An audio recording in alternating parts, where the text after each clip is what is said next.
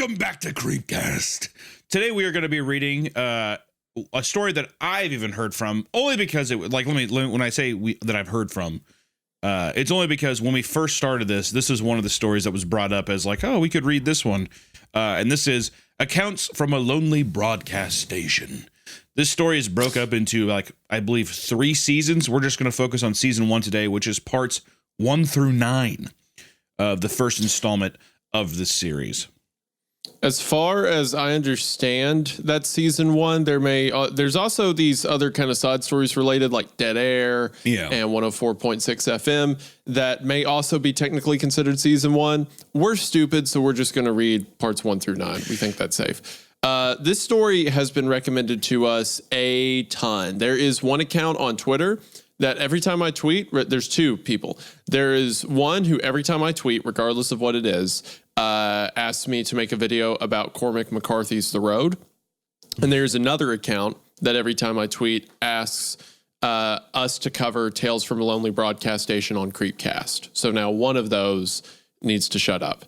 Because we're doing it. We're doing the thing. But this story comes highly recommended. People like it a lot. It seems to have a similar following to me as to Tales from a Lonely Gas Station, you know? Yeah, where it's people are really into the characters and they do a lot of custom art and stories and stuff like that. For a limited time, we've got merch for sale. Get in on some of our cool t-shirts, backpack, all of those goodies at the link in the description, creepcast.store. It's here for a limited amount of time and then it's gone forever. And if you decide to support us over there, it means a lot and thank you. At least from me. Hunter doesn't care. It feels like one of those stories that is going to lean into that, where it's going to have creepy moments, but it's also going to have some humor and stuff as well, as kind of what it just feels like a very similar fandom. And that's what leads me to believe it's going to be like, oh, it's going to go silly in some places. But even with Tales from the Gas Station, there were some nice, fun, creepy moments in that story. A lot of great writing and character building. So if it can nail at least a little bit of that, I'm going to be stoked to read it. Which also, the author's name is Kel Byron. And just for people who are going to be listening to this, she has written a full-length novel from Accounts from a Lonely Broadcast Station, but it's added way more than what we're about to read. So to my understanding, she made the Reddit post and then afterwards reimagined it, rewrote it, and then is publishing it as a trilogy, to which I believe the first 2 books are out right now.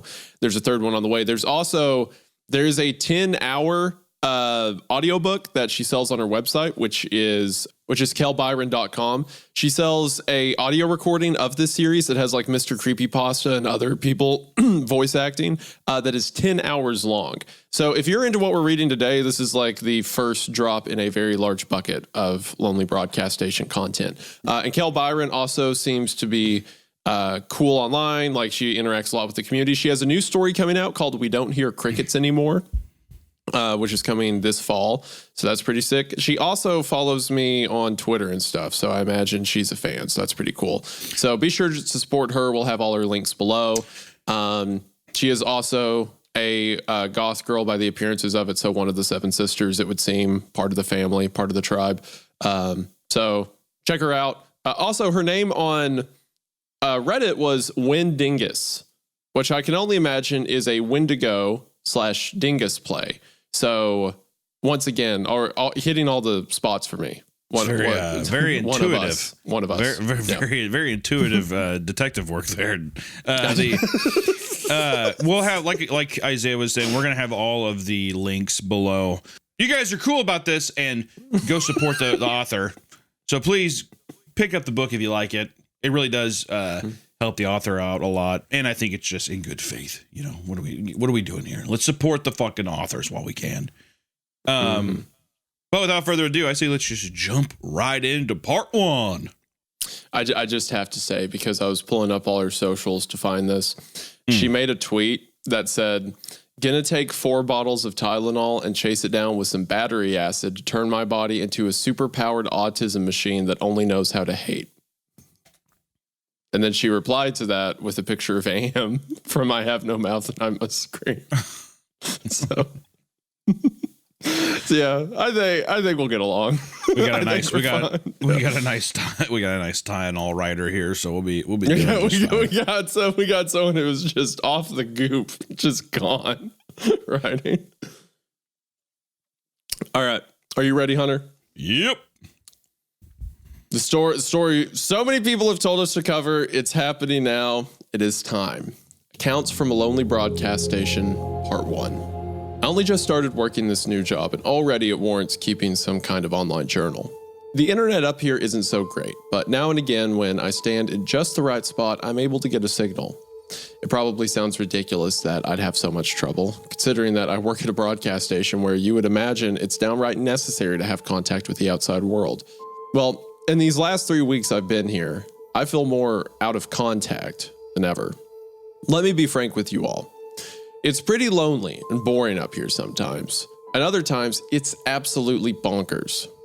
During those days when it's dull and painfully slow, I think I need some kind of outlet to talk and tell my stories. That's why I've chosen this outlet, so that I can tell you all what it's like up here. Right now I'm sitting next to the wall by the bathroom, the only spot I can get a tiny bit of Wi-Fi today. My butt is cold, my back is sore, but it's better than not having any internet connection at all. My name is Evelyn. It's an old lady name, I know. I'm 24 and I have a degree in journalism. But the best I could do with it right now was apply for a radio DJ position. 3 weeks ago, I started working at a broadcast station that sits 50 feet above the ground on a hill between an old rural town and a long, sparsely inhabited woodland. It's a surreal, lonely, and sometimes maddening place to be. If you live here, which I'm almost sure none of you do, I'm probably the only station you can listen to. The town is nestled between green-covered mountains, but the signal reaches far enough for travelers to hear sometimes. If you've passed through a very long stretch of road next to the woods, maybe taken a piss by the trees after passing the rest stop that's been without plumbing for 10 years, maybe you've heard my voice or listened to a couple of songs. There's nothing else for miles, and somehow our town doesn't even pick up the tiniest signal from anywhere else. We play a bit of every genre of music to keep everyone in town happy. By we, I mean myself and the owners of the place who put me here. I'm the only radio DJ working right now. I know a few of you are probably thinking how this place stays running with only one DJ, and I'll tell you, I live here. Since I got the job, I also received a back room inside the station with a mattress and a fridge and the basics you would expect from a one-room apartment. At midnight, the radio plays an automatic playlist for 6 hours so that I can sleep, though I've been known to wake up several times in the night just to check how the broadcast is going. Living on site was a part of the deal that many others would probably reject, but it works for me. I lost my home recently, but that's another story for another post. What I'm trying to illustrate is that I've been working alone without more than a few 5-minute conversations this entire time. And because I'm the only DJ, obviously there aren't many things involved aside from playing music, sharing the weather forecast, warning the locals about emergencies, and talking about a bit of local news. Calls happen so infrequently that sometimes I easily forget that anyone's even listening at all. But all that aside, I did say that things are a little maddening around here, didn't I? I imagine what some would think. It's a pretty remote place. Only one corner store and one tiny diner for 50 miles. Woods all around us. And it would be expected if I said we had some backwoods mischief makers roaming about. That's not it though. Last week, the same song played on the radio for over an hour. I don't mean it repeated over and over again and I couldn't turn it off, like some technical difficulty. It simply never ended. I even remember the song. It was Unchained Melody. And I knew as I like from Fleetwood Mac. Unchained Melody, I think from like Elvis and shit. Oh, my love. That's right, yeah. My darling, I hunger for your touch. Are you still mine? I need your love. I need your love. Godspeed your love to me. That one.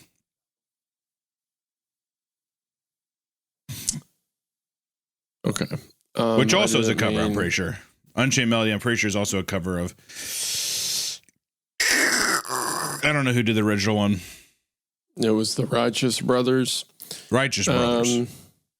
Okay, well, I didn't mean to set you off with that question. I don't know what song I was thinking of. Is it The Chain? Is that the Fleetwood Mac one about Yeah, if you chains? don't love me now. Yeah. You Okay, don't sing it. never Don't. I didn't mean to do it. No. We're in part one. We have to have some semblance of respect for the story. Benny. I don't. The only reason you're here is because you're going to bark at people who come to the door. Woof. If you're left down, I don't want to talk to you. I don't want to interact with you. I don't like you. Go somewhere else. Okay. It was Unchained Melody, and I knew as I listened that it had never been 75 minutes long. There were no calls of complaint, and after almost 80 minutes of listening to the song seamlessly repeat its chorus as if it had been composed that way, I was finally able to simply switch to the next piece on the list. Not before getting a call, though. It was the first call I'd gotten in the station. On the other end of the phone was the voice of an old man, frail and hoarse. He simply croaked, Thank you. His words were agonizingly slow, painful, dry. It almost sounded like he had a mouthful of dust, and I swear I could smell the mustiness from over the phone. He hung up before I had a chance to say anything to him, but I'm almost glad. I'm not sure he had the energy for another word.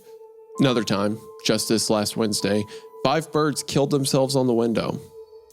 That is to say, they smacked against it so hard that they just dropped. I thought there was tiny nooses for a second. Yeah, I was about to make It's like, well, yeah, I assume that's how a bird would kill itself by flying into something. Yeah.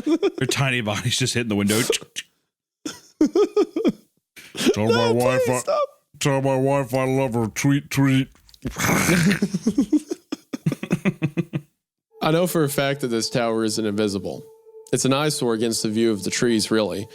But on that same day, just minutes apart from one another, 5 different birds hit the glass of my broadcasting room head first, hard enough to, well, die. All in the same general spot, too. I'm surprised they didn't leave a crack. They did, however, leave a bit of mess that bothered me for the rest of the day until I finally climbed out on the fire escape with a rag like some kind of old-timey window washer. We also have interesting rules. There's a board near my desk with a list of guidelines I've been told I have to follow. Here we go. You can't be a narrative like multi-part online horror series and not have a set of rules somewhere. You gotta have the rules. You gotta have the rules. You have the rules. Rule number 1. Never let the radio go silent for more than a few minutes.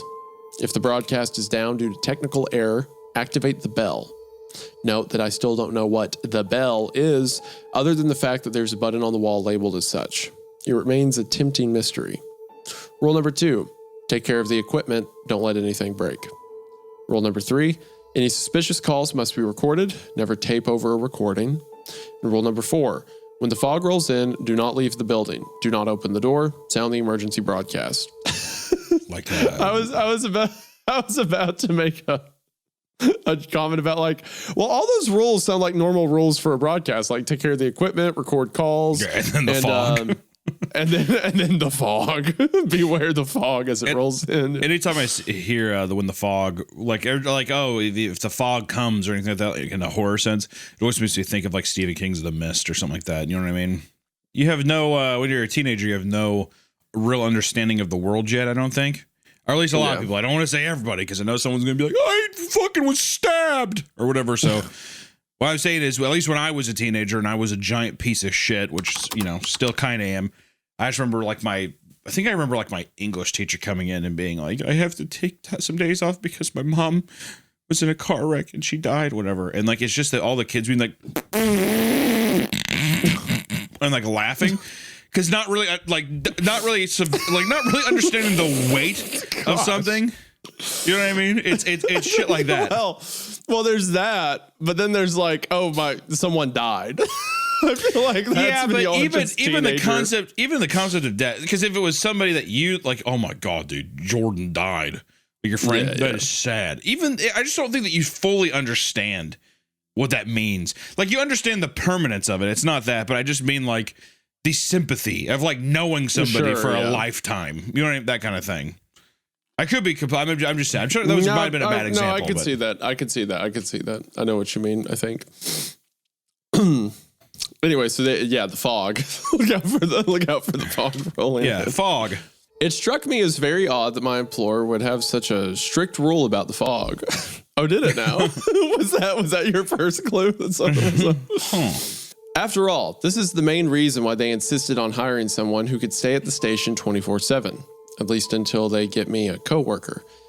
It seemed out of left field, so specific and yet unrelated to any of my duties. I was surprised the fog was enough of an issue to warrant an emergency alarm, really.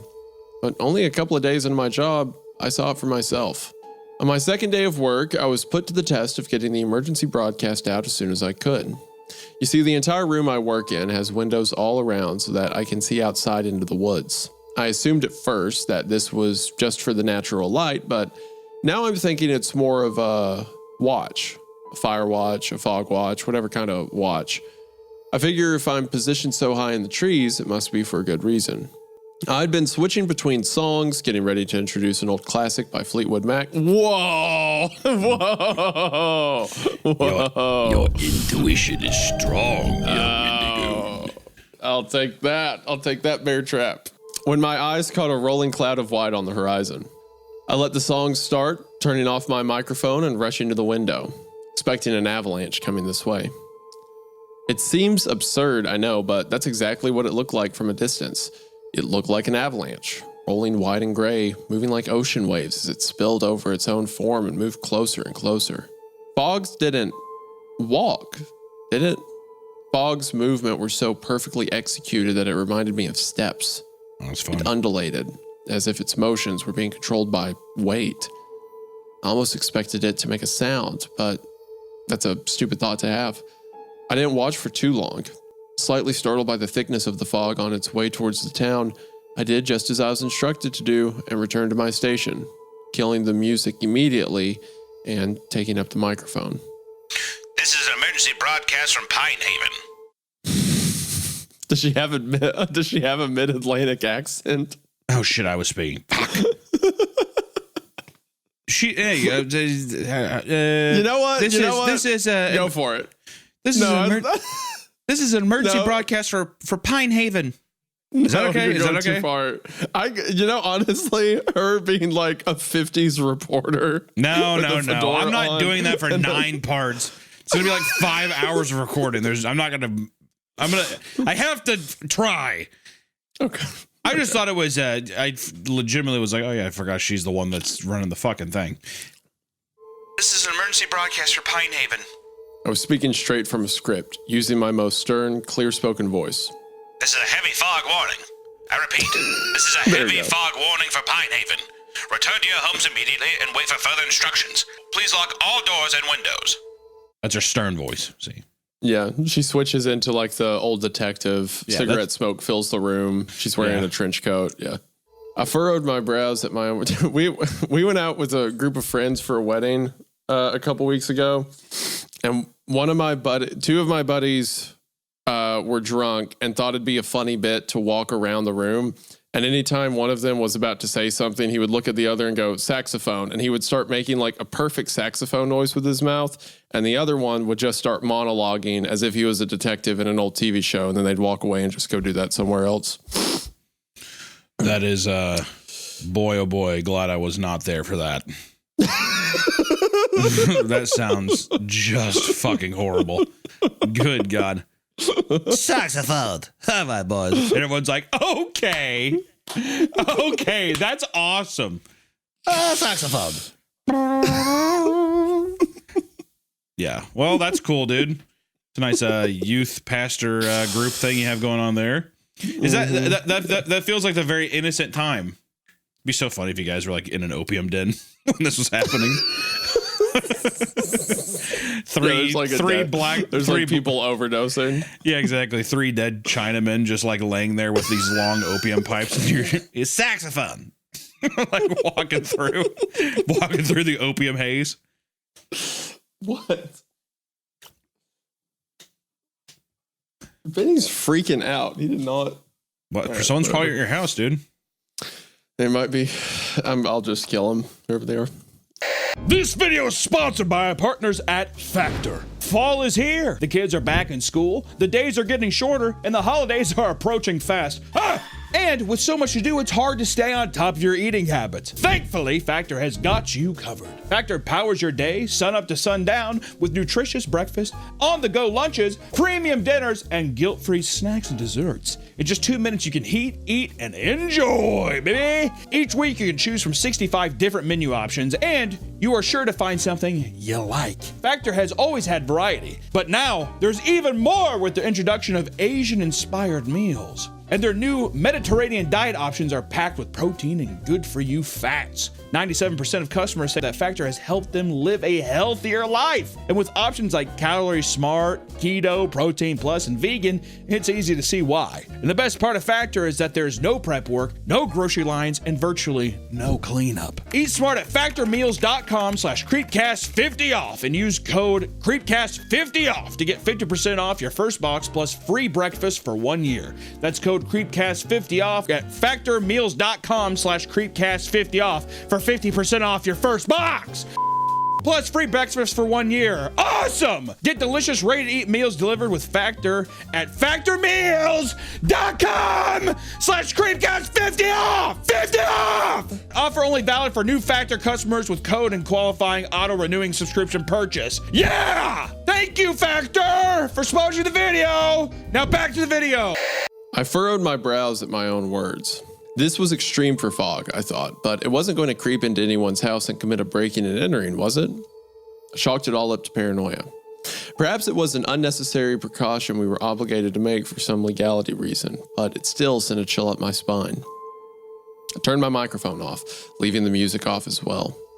As much as I loved a bit of Stevie Nicks, I was too interested watching the fog to pay attention to the silence. My eyes were fixed downward. This insanely thick bank of misty-ass fog had almost gotten all the way to the station and was curling around the bottom of my tower. It didn't quite reach where I was up in the air. However, wisps of cloud still drifted in front of the huge, stretching window that showed me the entirety of the forest. I could see just how far this fog went. It must have gone pretty damn far because it was just about the only thing I could see aside from the tops of a few of the tallest pine trees. And those tall pine trees were moving. I thought it was an illusion at first, brought on by the churning waves of fog beneath, but I was wrong about that. The trees that I could see were shaking, moving from side to side briefly and one at a time. It was almost violent, as if they were being pushed. The most ridiculous thought popped into my head as I realized what it looked like. It looked like something was on its way towards me, crashing through the forest and hitting the trees as it went. The motions were serpentine. I watched one tree shake, then another to its right, then another to that tree's left. All the while it came closer. I watched all of this with more curiosity than anything else. Judging by the speed, I was about ready to panic at any moment when I suddenly heard something that startled me even more. It was an unfamiliar sound. The phone rang. I ran to the desk and picked up the phone quickly, all the while my eyes continued to stare out the window. Hello? It was my boss on the other end. He sounded furious. I could almost hear the spit flying from his mouth with each word. Turn the radio back on now! Sir, there's a fog emergency. I didn't think... I know! Now turn the radio back on! He hung up the phone before I had a chance to ask questions, but it's a good thing I didn't get that time. I glanced upwards, eyes fixed out the window to see that the fog was growing higher and higher. The treetops had all completely disappeared and the window was nearly covered completely. I swore in that moment I saw something in the murky gray mass slowly pulsing on the other side of the glass. A shape.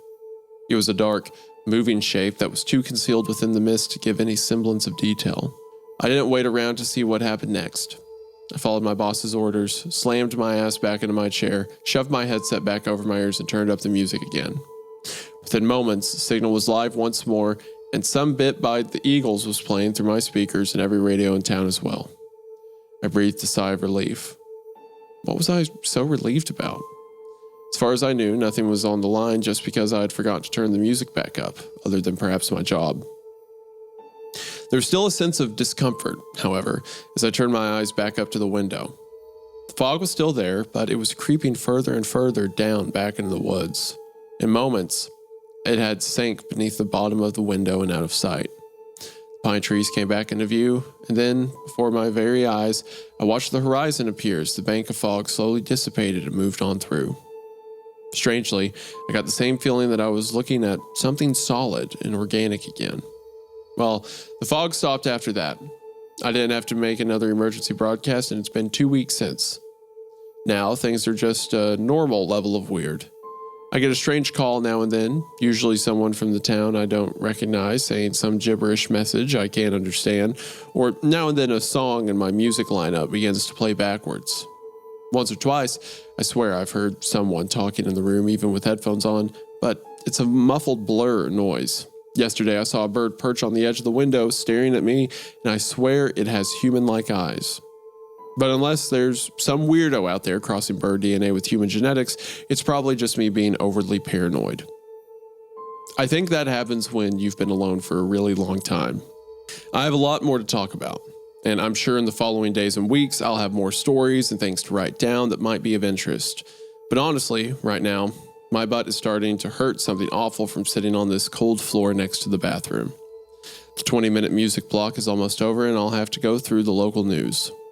Maybe if you're driving through looking for a place to stop, you might hear me. Oh, and if you are, don't bother with the rest stop. The plumbing is still broken and their coffee tastes like gasoline. It probably is gasoline. This is Evelyn from 104.6 FM. Have a safe night and be careful out there. End of part one. That was fun. End of part one. Yeah, I like it. It's a good vibe. I really love the whole Firewatch Tower aesthetic in any story. Yeah, I was going to say that too. It's a very cool, very alien setting.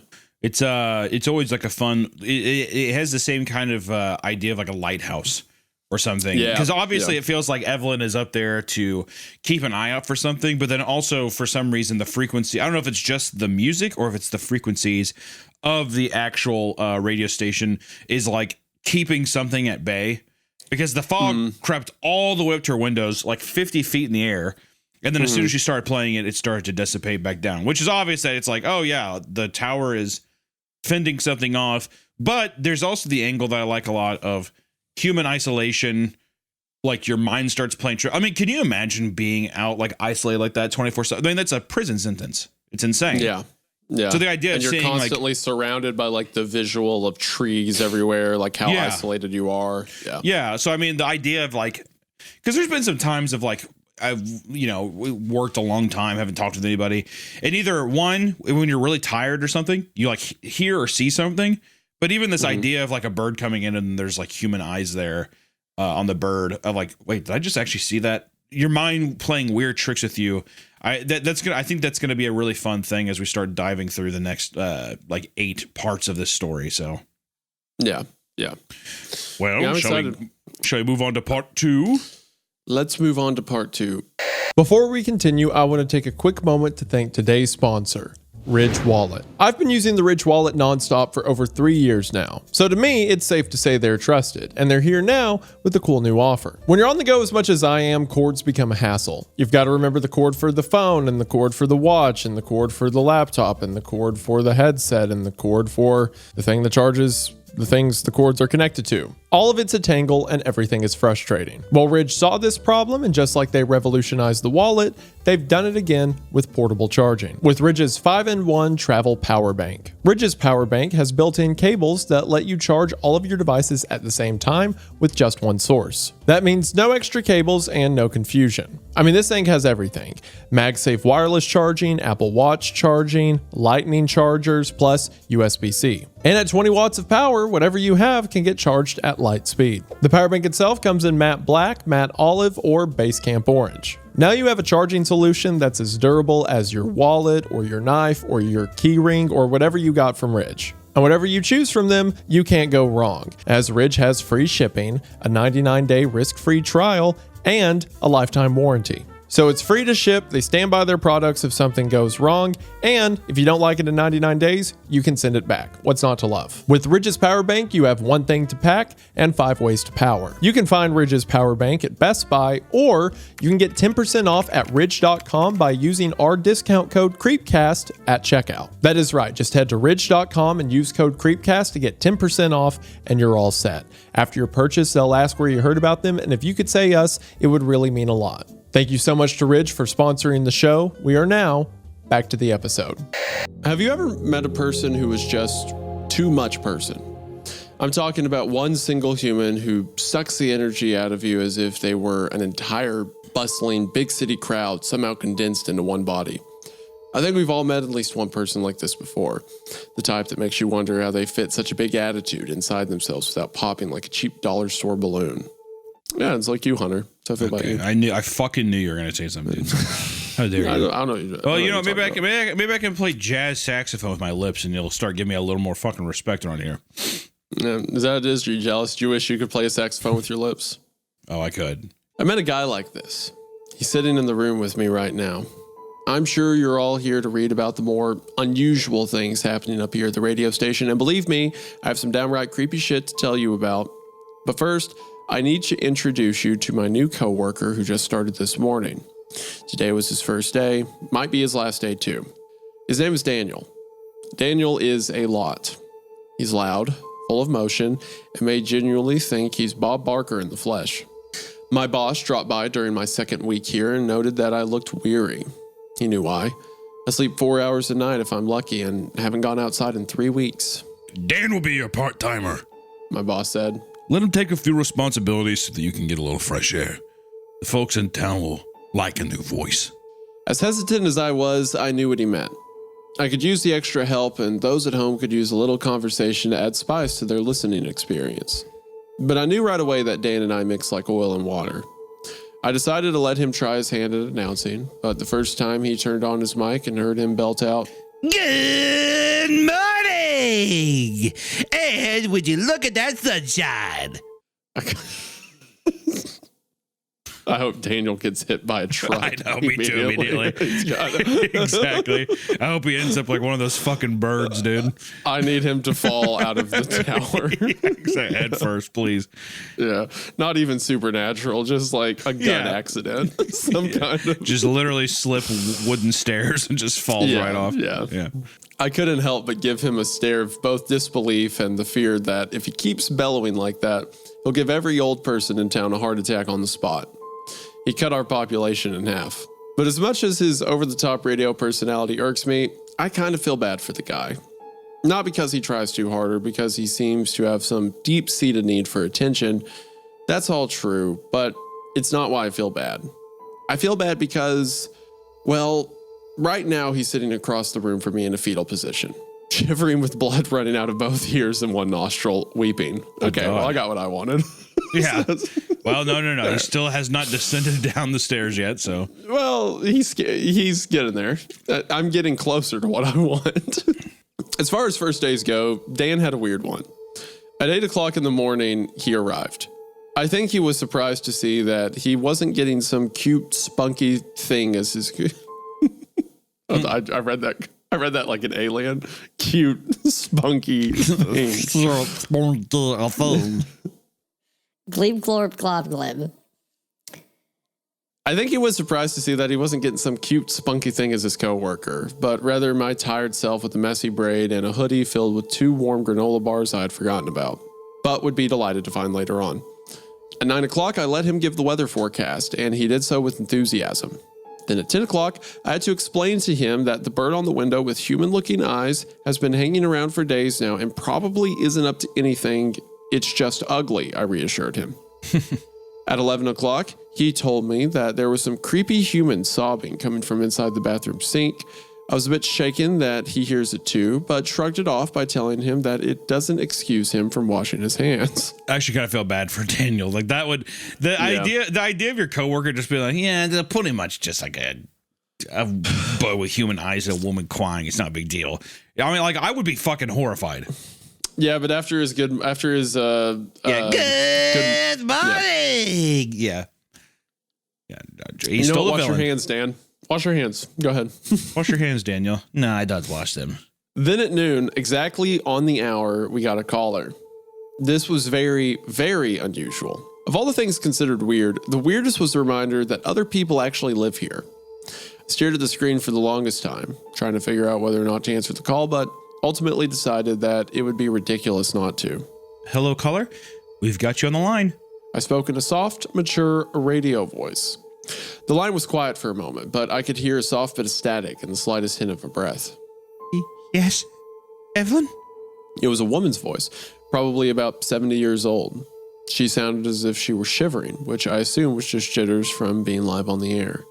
My name is Rose. I had something I'd like to tell you. Of course, Rose. What's on your mind today? Well, I've had a bout of strange dreams, dear, and I'm wondering if anyone else has had the same. You see, last night, I had a dream in which the forest split in two, at the parting of the Red Sea, dear. I hope you know the story of Moses, don't you?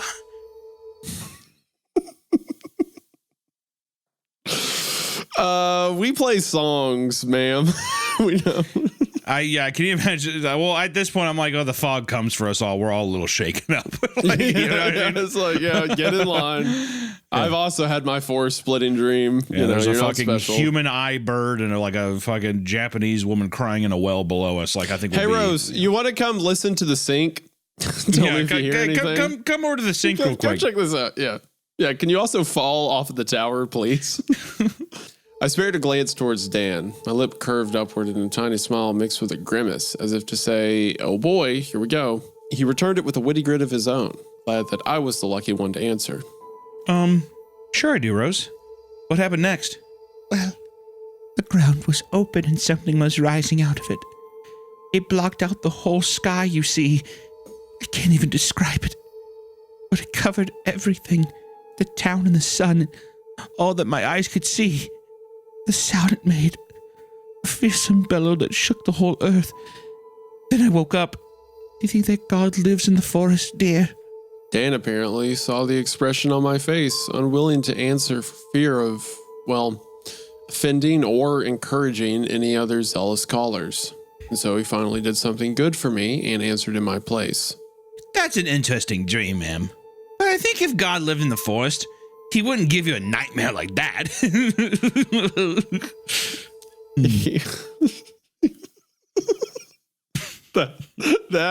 that you did at the end of the laugh pissed me off at Dan so much. The little, like the satisfaction after the laugh at the own thing you said. And I want to say that I want to say that I probably have put Dan into in a position of no redemption now. No, because no. I feel bad. He's wearing suspenders and a bow tie in my mind now. I've got to fight him. He laughed, but his laugh was cut off by a snappy tone from the woman on the line. Well, he tried. We're meant to be afraid of God, dear. Her voice sounded like a slither, like a hiss. For an old woman, she almost struck a bit of fear in me with that tone. Besides, I wasn't talking to you. My grimace was gone, replaced by a furrowed brow of concern and very obvious discomfort. I didn't like this conversation. It had gone from oh boy to oh no to oh shit very, very quickly. I had 3 weeks to get used to some of the weird mind tricks around this place, but this was different for me. This was real human conflict that I couldn't just blame on the stress of isolation. Rose's words and the way she said them bordered on malicious. That sweet, nervous, grandmotherly tone was gone, and suddenly it felt as if I were on the phone with someone who genuinely had ill will towards us both. I'm afraid it's time for the weather, Rose, but feel free to call back. Should you keep having these very interesting dreams. Thank you for calling, ma'am, and have a wonderful afternoon. I ended the call, then faced Dan with wide eyes while mouthing the words, block that number. That's pretty funny. It's just like a mentally ill old woman. It's like, keep her out of here. That number. The one phone call they've had in like weeks. It's like, never. let her. If you were in total isolation, but you're in total isolation like she is, right? But and you hear the music and all this stuff, and the only caller is this person talking about their dreams in that manner. Would you just be like, I'm not going to answer anymore, or would you have it just for the human connection? I mean, you have nothing to do up there. I mean, now she's got Dan, sure, but I hope he dies. So I think you would answer, even if it was weird. You know, it's also part of the job, right? I don't know if I'd want that kind of like spiritual crisis, like existential spiritual crisis. You know what I mean? The other option is you just stay in your lighthouse above the trees and never interact with anyone. I feel like I'd rather go insane and just make up people. I'd call the radio station myself and talk to myself. You do that anyway. It's like that does feel about what it's like on the show. Let's keep in mind, this is coming from the guy who does cartoons where he voice acts all of them and has arguments with himself in character. So I think it's safe to imagine that you would I've got enough.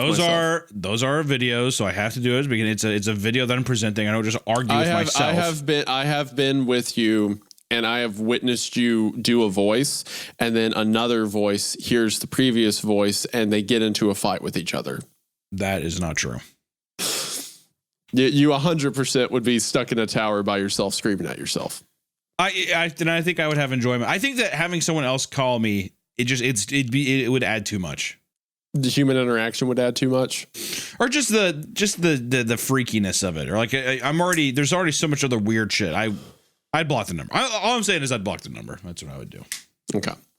I wish I could say that the weirdness ended then and there, but we're never so lucky. After the call from Rose, we had more calls. 2 and then 3, then 7 by the time 5 o'clock rolled around. Wow. They were all very similar. People in town were recounting their dreams, but they weren't all elderly people talking about God or whatever eldritch abomination they saw rising out of the woods. I heard all types of people, all types of voices, young and old, some a little quirky and others who seemed more skeptical. One caught me off guard. I still remember her words perfectly. It was a young woman, maybe my age, and she sounded as if she was hesitant, but somehow still desperate to tell anyone about what she had seen. I saw a bird with human eyes. Right away, I was curious, as this was something a little too real, levels of weirdness. In a dream? No. The woman answered. There was a harsh intake of breath from the other side. I don't sleep anymore since it started perching at my window. All of them. Windows that weren't even there before. Sorry, I shouldn't have called. Before I had a chance to say anything, she hung up the phone. It's difficult trying to think of the best words to explain how I felt after that phone call. Regret, I think. I felt somehow responsible for the sorrow and hesitance in her voice, the way she saw some need to apologize for telling me what she saw. There's a deep pit of dread in my stomach. I hope she's okay, whoever she is, and that she figures out where all those extra windows came from. I hope she figured out where all those windows appeared on her house. I hope she gets past that. Yeah, I feel personally responsible for those windows. I'll admit that I had to take a break from writing this in order to tend to my new coworker. I had said that he had a rough first day. Rough's a bit of a lax word. At first, he was only a bit spooked about the general weirdness up here, but after what happened with our final phone call of the day, there was enough to warrant actual concern for his physical health. I let Dan take over all the controls while I left just long enough to make a sandwich, realizing that it was almost 9 o'clock at night and I had yet to feed my flesh prison that entire day. Human bodies, obnoxiously needy. He had a call come in, which I realized only because I heard him answer it. I didn't even hear it ring. It was late and a strange time for calls, but I figured if it was someone being a creep, at least it would be entertaining to see how he handled it. However, Dan was silent after that first initial greeting. Seconds ticked by and he said nothing. Finally, when I stepped out of the tiny employee kitchen with the peanut butter sandwich in hand, I witnessed my coworker throwing the headphones off his head and letting out a shriek as he covered his ears. His eyes were wide and impossibly bloodshot. Veins were popping in his forehead and neck, and his moppy dark hair flew back and forth as he shook his head before dropping to his knees. I could see blood dripping down from his nose, over his top lip and his teeth, which were barred in a pained grimace. Through the hair at the sides of his head, I saw dark trickles of blood streaming over his hands as if something inside his ears had burst. I dropped my sandwich with a few cuss words exclaiming as I rushed over to him, grabbing one of his wrists in an attempt to see the damage. He didn't want to move his hands, and I didn't blame him. With that much blood, I'd be afraid too. His eyes blearily scanned over my face, and I asked loudly if he could hear me. He simply gave me a dumbfounded expression and whimpered pathetically, as if even more upset over the fact that he could only read my lips. Oh God, his ears were totally shot. The music continued to play. However, with the microphone still running and his screaming likely caught on the broadcast, I made the decision to keep the rest of his struggle private by marching over to the console and turning off both microphones. I let the music run automatically and returned to his side, where he had fallen over and was now lying on it with his legs curled up, shivering and traumatized. He looked at me, tried to mouth a few words, but didn't get far before his eyes rolled back and he was out cold in a dead faint. I sat across him for a long time. My eyes glanced over at my sandwich, which was already being feasted upon by some very fortunate ants that probably thought a merciful God had rained down this gift from the heavens. I left it there, not wanting to disappoint them. That's when I found the granola bars in my pocket, half melted but still a very happy surprise. Maybe I was my own merciful God. After a while of watching over Dan and writing up a bit of my day, I noticed him finally stir. He was startled, gasping for breath as if waking from a nightmare, eyes darting around the dark room until he saw me cross the space and approach him. I got down to his level, lying on my side, so that he could see my face clearly and understand what I asked him. We were on the floor side by side like two kids at the shittiest slumber party ever, not even one pillow to spare. Your face is bloody. Think you can walk to the bathroom? He nodded. Want to sleep on an actual mattress? He hesitated, then nodded again. I'd already called an ambulance while he was unconscious, but I knew it would take a while to get here. Our town didn't exactly have a hospital, and anyone who's had to drive around the mountains knows the chore that trip is. Until then, he could rest on the mattress in my employee apartment and sleep off whatever shit he was going through. I was surprised that he got on his feet as easily as he did, that is to say, without falling over at all. Although, his balance was worse for wear.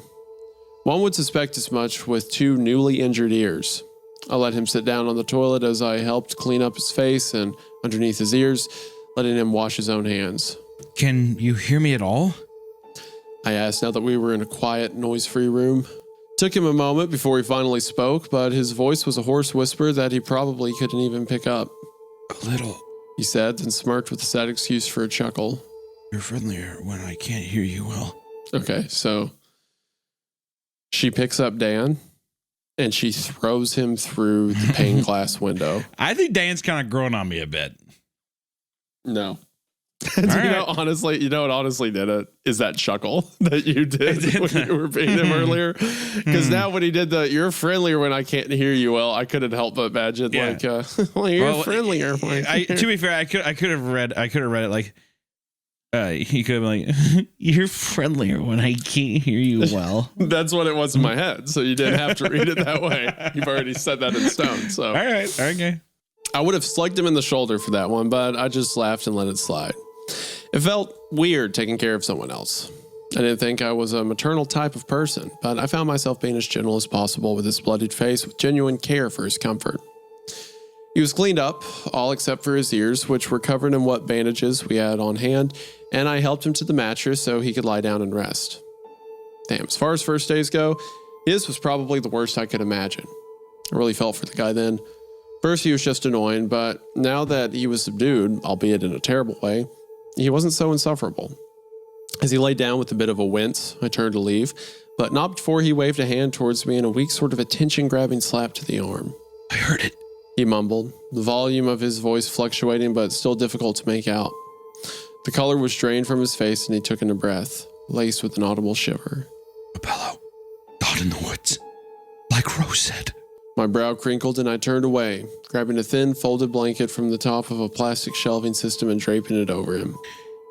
That wasn't some fearsome god, Dan. Just something really wrong with your headset. We'll fix you up. Just get some rest. That's where Dan spent the rest of the evening, at least until an ambulance came to pick him up. It took them damn long enough to get there. I decided to spend the night at my desk, watching the broadcast go without even putting my own headset on. After a while, it became a surreal experience, just watching the music play by itself and trying to imagine who out there was actually listening to it. Maybe I was the only one. It's crazy how I went from hating Dan to suddenly missing his presence now that I was alone and completely uninterested in sleep. And yes, I know I lied to him. It wasn't his headset. Whatever he heard was very real, but I don't know. He's gone through enough without that to worry about too. It's after midnight now, and I heard a disturbing sound. The phone started ringing again.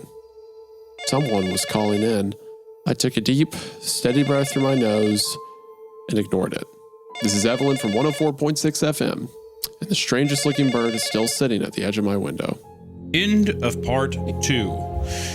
I like the way so far. Well, first off, I don't know if you've been feeling the same way, but these read really easy. Like, I feel like they flow. Yeah, they're very conversational speak. They're very kind of... There will be a moment of like talking about something or recognizing something, but then it's like back to plot, back to whatever the thing going on is. There's not a lot of time, and I mean it as a compliment. There's not too much time spent on like mulling stuff over or interpersonal thoughts or stuff. It's just like, these are the things that's happening to me. I think one thing that it's doing well is kind of to your point of not mulling things over. I think that also each plot so far, it's been something very simple. The first one was, there's weird rules, and yep, the fog came, and it's just fixating on that versus having like a bunch of other things happening. And in this one of now, the second one just being like, well, yeah, there's a new guy coming in because she's like, oh, maybe hopefully they'll hire somebody in the first part, and then in part 2 they hired somebody. But mostly the whole thing is, oh, we have callers today, and it's just fixating on the callers and just kind of like that and how that affects the new guy. I think that it feels like it's building it. Also, too, I really like Evelyn as a character. Yeah, she's very like, sweet. She's kind. She's got a little bit of the kind of like. It doesn't have like a because I at first I thought it was going to be like a Tumblr kind of like. Yeah. She's always snarky or like snarky, yeah, that kind of thing. Which it's like she just feels, which I think I like it because she just feels like a person, doesn't she? It's like, yeah, she has like little funny things of the kind of chiseledness that you would find from someone who's like been dealing with this for however long she's been working at the broadcast station. But it's not like everything is accompanied with like a fucking quip, which I feel like a lot of stories that we read that are like this, all the characters do that, where everything is just kind of like, yeah, well, he wasn't such a baby, or or there's always something that's there's way too many some kind of joke. There's way too much winking at the camera. Yeah, I thought so. Get a load of this guy. But I mean, other than like the closest thing we got to that was she was like, humans are needy. I'm in a flesh prison, but it's still not. It's not egregious. It's just kind of like, I don't think so. She's mostly to herself. She's fine being up in here. Like I said, it feels conversational. Feels like I'm just reading like a casual. Honestly, what it is, it is a girl posting a blog about working in a weird tower. That's why, yeah, exactly. I think that the no sleep format works really well for this because it does feel that conversational with the viewer. Also, like I said too, Dan, he was insufferable, but at the same time, at the end, you kind of felt bad for him, and I like that even as Evelyn was annoyed with him as well. By the end, she was just kind of like, I kind of miss him. Like I hope that we get some more of those interactions, or even maybe Dan can come out, maybe come back, I should say. No, I just fully disagree with you on that one. I don't need him back. I don't. I think he's going to. Is it your fault? He's going to stick. He's going to stick around for a while, is what I think. The hyper eagerness of him is going to get on my nerves. Good morning. Which, if I heard that on the radio, I would change the station immediately. All right, part 3. Part 3. I want to take a quick moment to thank today's sponsor, Tushy. Tushy is the luxury bidet that your bathroom's been missing. And over 2 million butts love Tushy, and it's not hard to see why. I've said it before and I'll say it again, if you don't have a bidet, you mean less than me. I did not have a bidet for a long time. I thought that they were silly, and then as soon as Tushy sent me one, I now am someone whose life matters. I'm not kidding. There's a few household inventions that have definitively changed my life, and Tushy's bidet is one of them. I now feel like an animal anytime I have to use someone's bathroom who doesn't have one. And you know this is a personal endorsement because this is far too aggressive for them to pay me to say. Not only are Tushy bidets more hygienic, but people who have made the switch to Tushy use up to 80% less toilet paper. And less toilet paper means more money saved, less clogged toilets, and less gross bathroom experiences, since the bidet does most of the cleaning and you use the toilet paper to dry off. And of course, Tushy therefore reduces things like irritation or tearing. Tushy is also super easy to use and install. Depending on the model you get, it either replaces your toilet seat or just goes underneath the one you already have. Remember, a-hole is only a dirty word if you wipe. And if Tushy sounds good to you, and it should, then now's the perfect time to get in on the offer. That's because for a limited time, our listeners get 10% off their first bidet when you use code Creepcast at checkout. That's right, 10% off your first bidet order at hellotushy.com. Promo code Creepcast to get your incredible offer today. Thank you to Tushy for sponsoring the show. We are now back to the episode. I never knew that ear surgery was so simple. Dang it, he lived. That sucks. He's back. Poor Dan. Not to say that it isn't a delicate and skilled process, of course, but when I got the call from Dan's mother, lovely woman, by the way, she told me that with an outpatient surgery, they'd be able to decently repair one of his ears and possibly give him some partial hearing in the other. At the very least, they'd fix it up enough to avoid infection. I suppose I always thought the ear was such a small and intricate part of the body that fixing up those tiny, cramped caverns of bones and delicate vibrations would be a huge deal, a dangerous deal. Turns out, Dan got the surgery the morning after the incident with his headset and is recovering. They think he'll be able to hear well enough to stick around here and do his job. Dang it. Are you sure? Did you double check? Though he may need some hearing assistance once he fully heals. He won't be returning to work for a few days probably, and may not be wearing a headset for a long time, but while talking to his mother, I heard him in the background saying, "Is that Evelyn? Tell her I'm not done being a nuisance yet."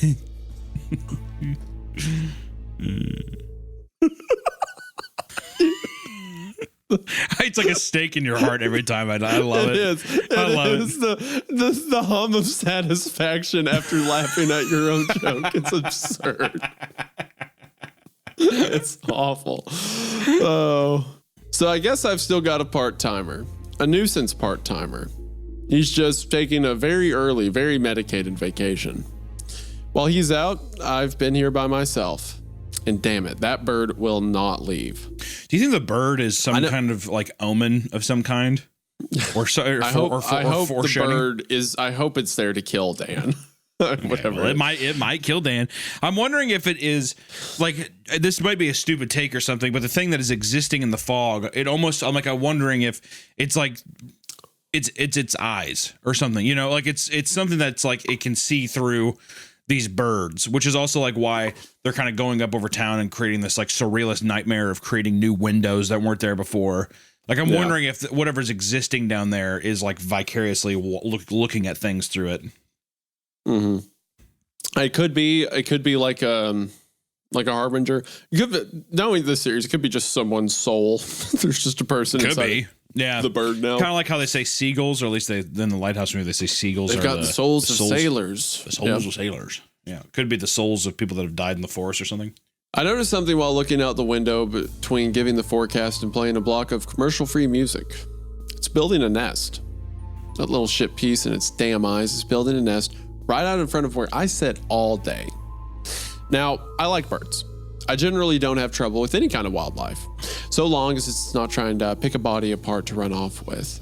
But somehow, for whatever reason, the last thing I want to see is this bird create multiple mini versions of itself. I can just imagine tens of them lined up all around the window, staring at me from every direction, watching what I'm doing. I almost decided to go out there and try moving the nest down into the woods, but I don't want to leave the station unmanned for too long. Maybe I'll wait until Dan gets back and let him take over for a while so I can take that thing far, far away from the tower. I hate the stupid bird. Before I sat down in the morning, I cleaned myself up at the bathroom mirror. The sink was quiet. I know that should be a good thing, but I don't mean clanking pipes or clogged plumbing causing any sound. On Dan's first day, he said he heard the sobbing from down to the pipes, and it shook me a bit. I've heard it too, but I figured it was just me. I figured the isolation of being up here 50 feet in the air and with no company except for the grocery delivery man was starting to make me imagine human voices in places where they didn't really exist. But he heard it too. Honestly, I was a bit disappointed that it didn't continue the first time I noticed the eerie silence. I was going to try convincing Dan that we had a colony of mole people living in the plumbing as soon as he got back. That joke wouldn't solve the mystery, but at this point, humor's just about the only thing keeping me sane around here. But if you ask, did I think it was a ghost down there? A person? No. I didn't care so long as it remained a sound and nothing else. It didn't matter where it came from. I forgot about it for a bit. I stopped thinking about whatever was, or wasn't rather, in the sink and went about my daily work. The skies were blue and clear. The air was chilly, but warm for being in the mountains. All in all, things were boring. But I suppose I could use a boring day after watching my coworker's eardrum simultaneously rupture the day before. I'll take a boring day over a bloody one. I sat down, putting my headset on and waiting for the automatic music block to come to an end. There were envelopes, opened and stacked about with get well soon cards placed in a line above the consoles. Word got out fast that Dan was undergoing a standard minor surgery, and I imagine that anyone listening the evening before who heard his pain screams was quick to hunt down the gossipers for information. At least 10 people in town sent cards straight to the station with the early morning mail. I set them in front of his chair like a cute surprise for when he came back. Even I ordered one for him too, but unfortunately the grocery delivery guy had accidentally been given a "Happy Birthday, Grandma" card instead. I still signed it and put it up with the rest. It's the thought that counts. Good morning, this is Evelyn McKinnon with 104.6 FM. I hope everyone is enjoying the sunny skies today. Daniel Esperanza will not be joining me this morning, but he would like to thank everyone for the kind well wishes and can't wait to return at the end of the week. Stay tuned for the 5-day forecast at 8:30 this morning, but until then, enjoy the 30 minutes of uninterrupted music here on 104.6 FM. Something that the story's done twice now that I like is it will very casually slip a detail that becomes like the thing the next section talks about, right? Because in the first part, it's like, oh, well, I'm supposed to get a new coworker soon. And it's kind of just brushed over. And then the second part's about that coworker. And now during the part with the coworker, it's like, he said he heard something in the pipes. I ignored it. He said he heard sobbing or whatever. And then like this next part's dealing with that a bit. And then maybe the next part will be about the grocery delivery guy or something. It's just a casual way to make everything feel connected, but still having like, there's enough of a point to be like, yeah, this was always the direction it was supposed to go with the next parts. But it's just smart about, or like the bird with the eyes, stuff like that. Just little breadcrumbs that you don't realize are breadcrumbs till they're picked up later. I wasted most of the morning away. The Wi-Fi was close enough that I could sit near my desk and surf the web a little, looking for news to talk about. I was in a bored daze, looking at the clock, waiting for time to pass. The internet's too slow to play much video unless I'm in the mood for a good, long buffer. So most of that time was spent just staring at a dull screen. At noon, my eyes snapped to the sides as the noise came through my earphones. It was the phone. Even while the music played, someone was calling in. I thought maybe it was a request or maybe Dan's mother calling again. Apparently Daniel had said enough good things about me for her to invite me to her niece's wedding in June. Sweet woman. I made sure that the audio mixer wouldn't pick up the call or my voice with the music broadcast, and with a touch of hesitance, I allowed the voice to come through. This is Evelyn at 104.6 FM. What can I do for you? There's a loud gasp on the other end, then a shaking, shivering sob and the sounds of a young woman breathing in through a stuffy nose. I recognized the sound. It was less muffled than it had ever been, more direct, more human. It was the same pattern of sobs I heard from inside the sink every day since I had started, and the same one Daniel had heard as well. I felt a chilling sensation, like the sudden gust of wind you feel walking out into a blustery winter night from a warm building. It didn't hit me all at once, but traveled from the top of my head, down my back, and all the way to the tips of my toes. Every hair on my body stood on end. Every pore and freckle was like a stinging pinprick. And then words began to come through. You have to stop. She was still sobbing, still gasping and sniffling. She paused, and I assume it was to let me speak. Are you all right? Oh my God. Stop making excuses. She interrupted me, and all at once I became confused. Was she talking to me at all? I'm so tired. This is my home. I wanted to help you, but you won't let me. I didn't respond. It was as if I were listening to only one half of a conversation, like a recording. Something about the voice sounded familiar to me, enough to make my stomach drop into a pit deep in my gut. But then again, I'd heard it before, in the bathroom sink. And I heard it anywhere else? Please, let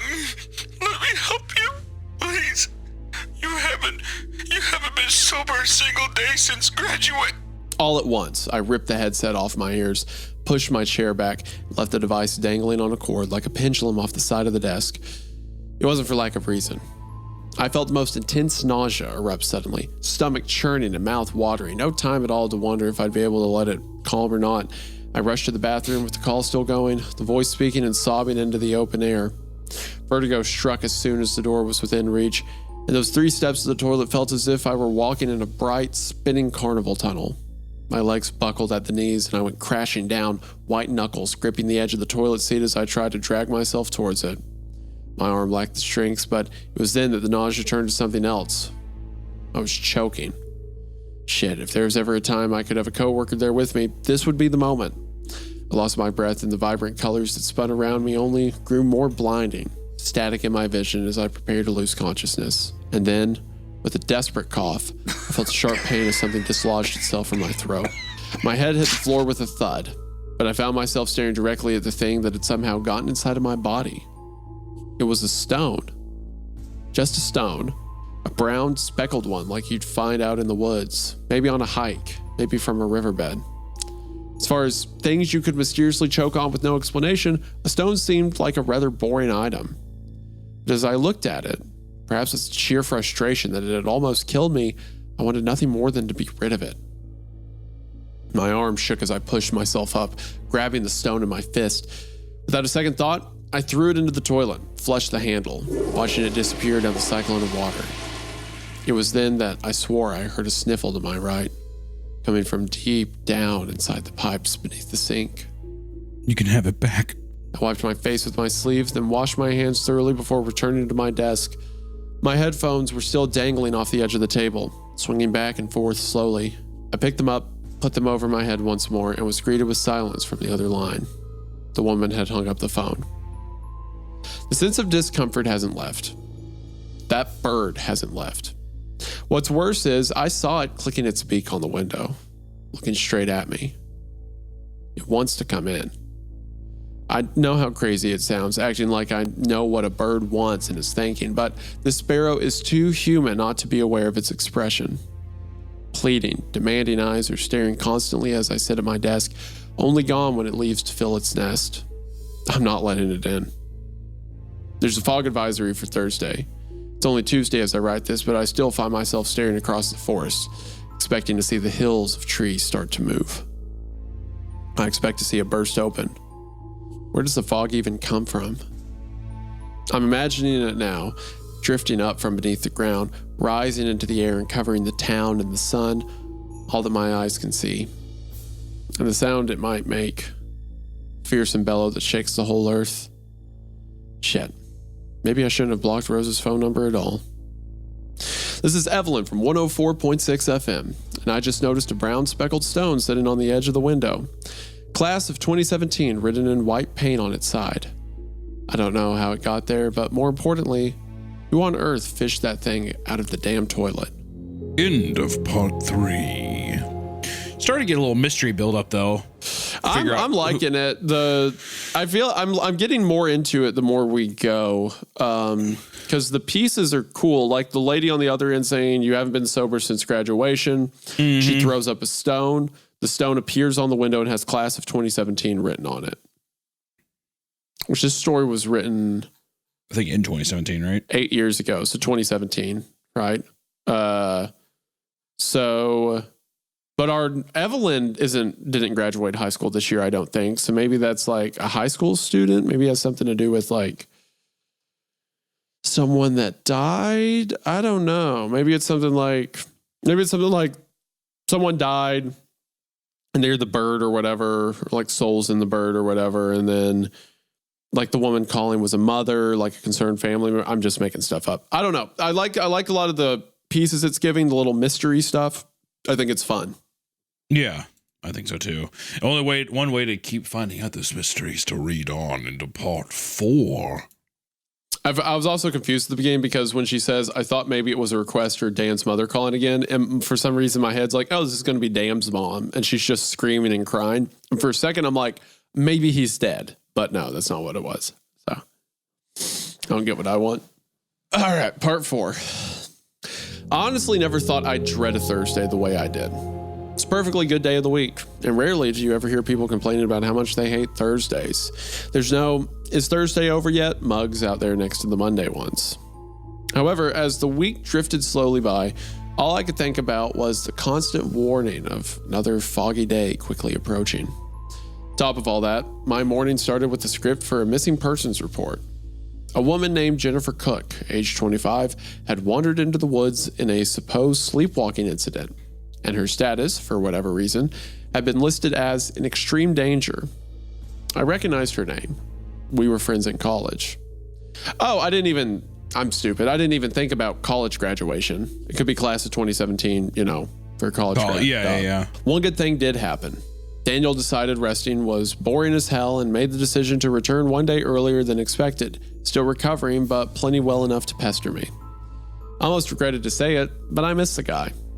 I guess it's true that you don't always realize you'd miss something until it's taken away from you, and even this insufferable pain in my ass was better than the absolute isolation. Beggars can't be choosers.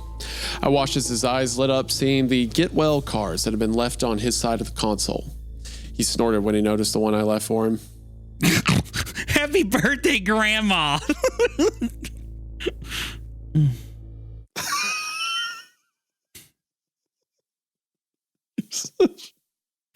You're so... I want to feel bad because it's not him, it's you that makes me hate him, but it's so inseparable in my mind at this point. Like when we heard his last name was Esperanza, I just coasted over that fact. I coasted over the mention he has moppy black hair. In my head, it's like he has a perm. Like a perm almost of like he's red a ginger hair. kid. Yeah. Yeah. And it's like it's like a high end type, but it sets off his head and is curly, and he's wearing glasses that are taped in the middle. He looks like a human embodiment of Carl Weezer from Jimmy Neutron. But annoyingly skinny. Oh gosh. Okay. Whatever. He laughed as he picked it up, opening the card to find no kind words or even a signature, but a doodle of him with 2 Beethoven-inspired ear trumpets duct taped to his head.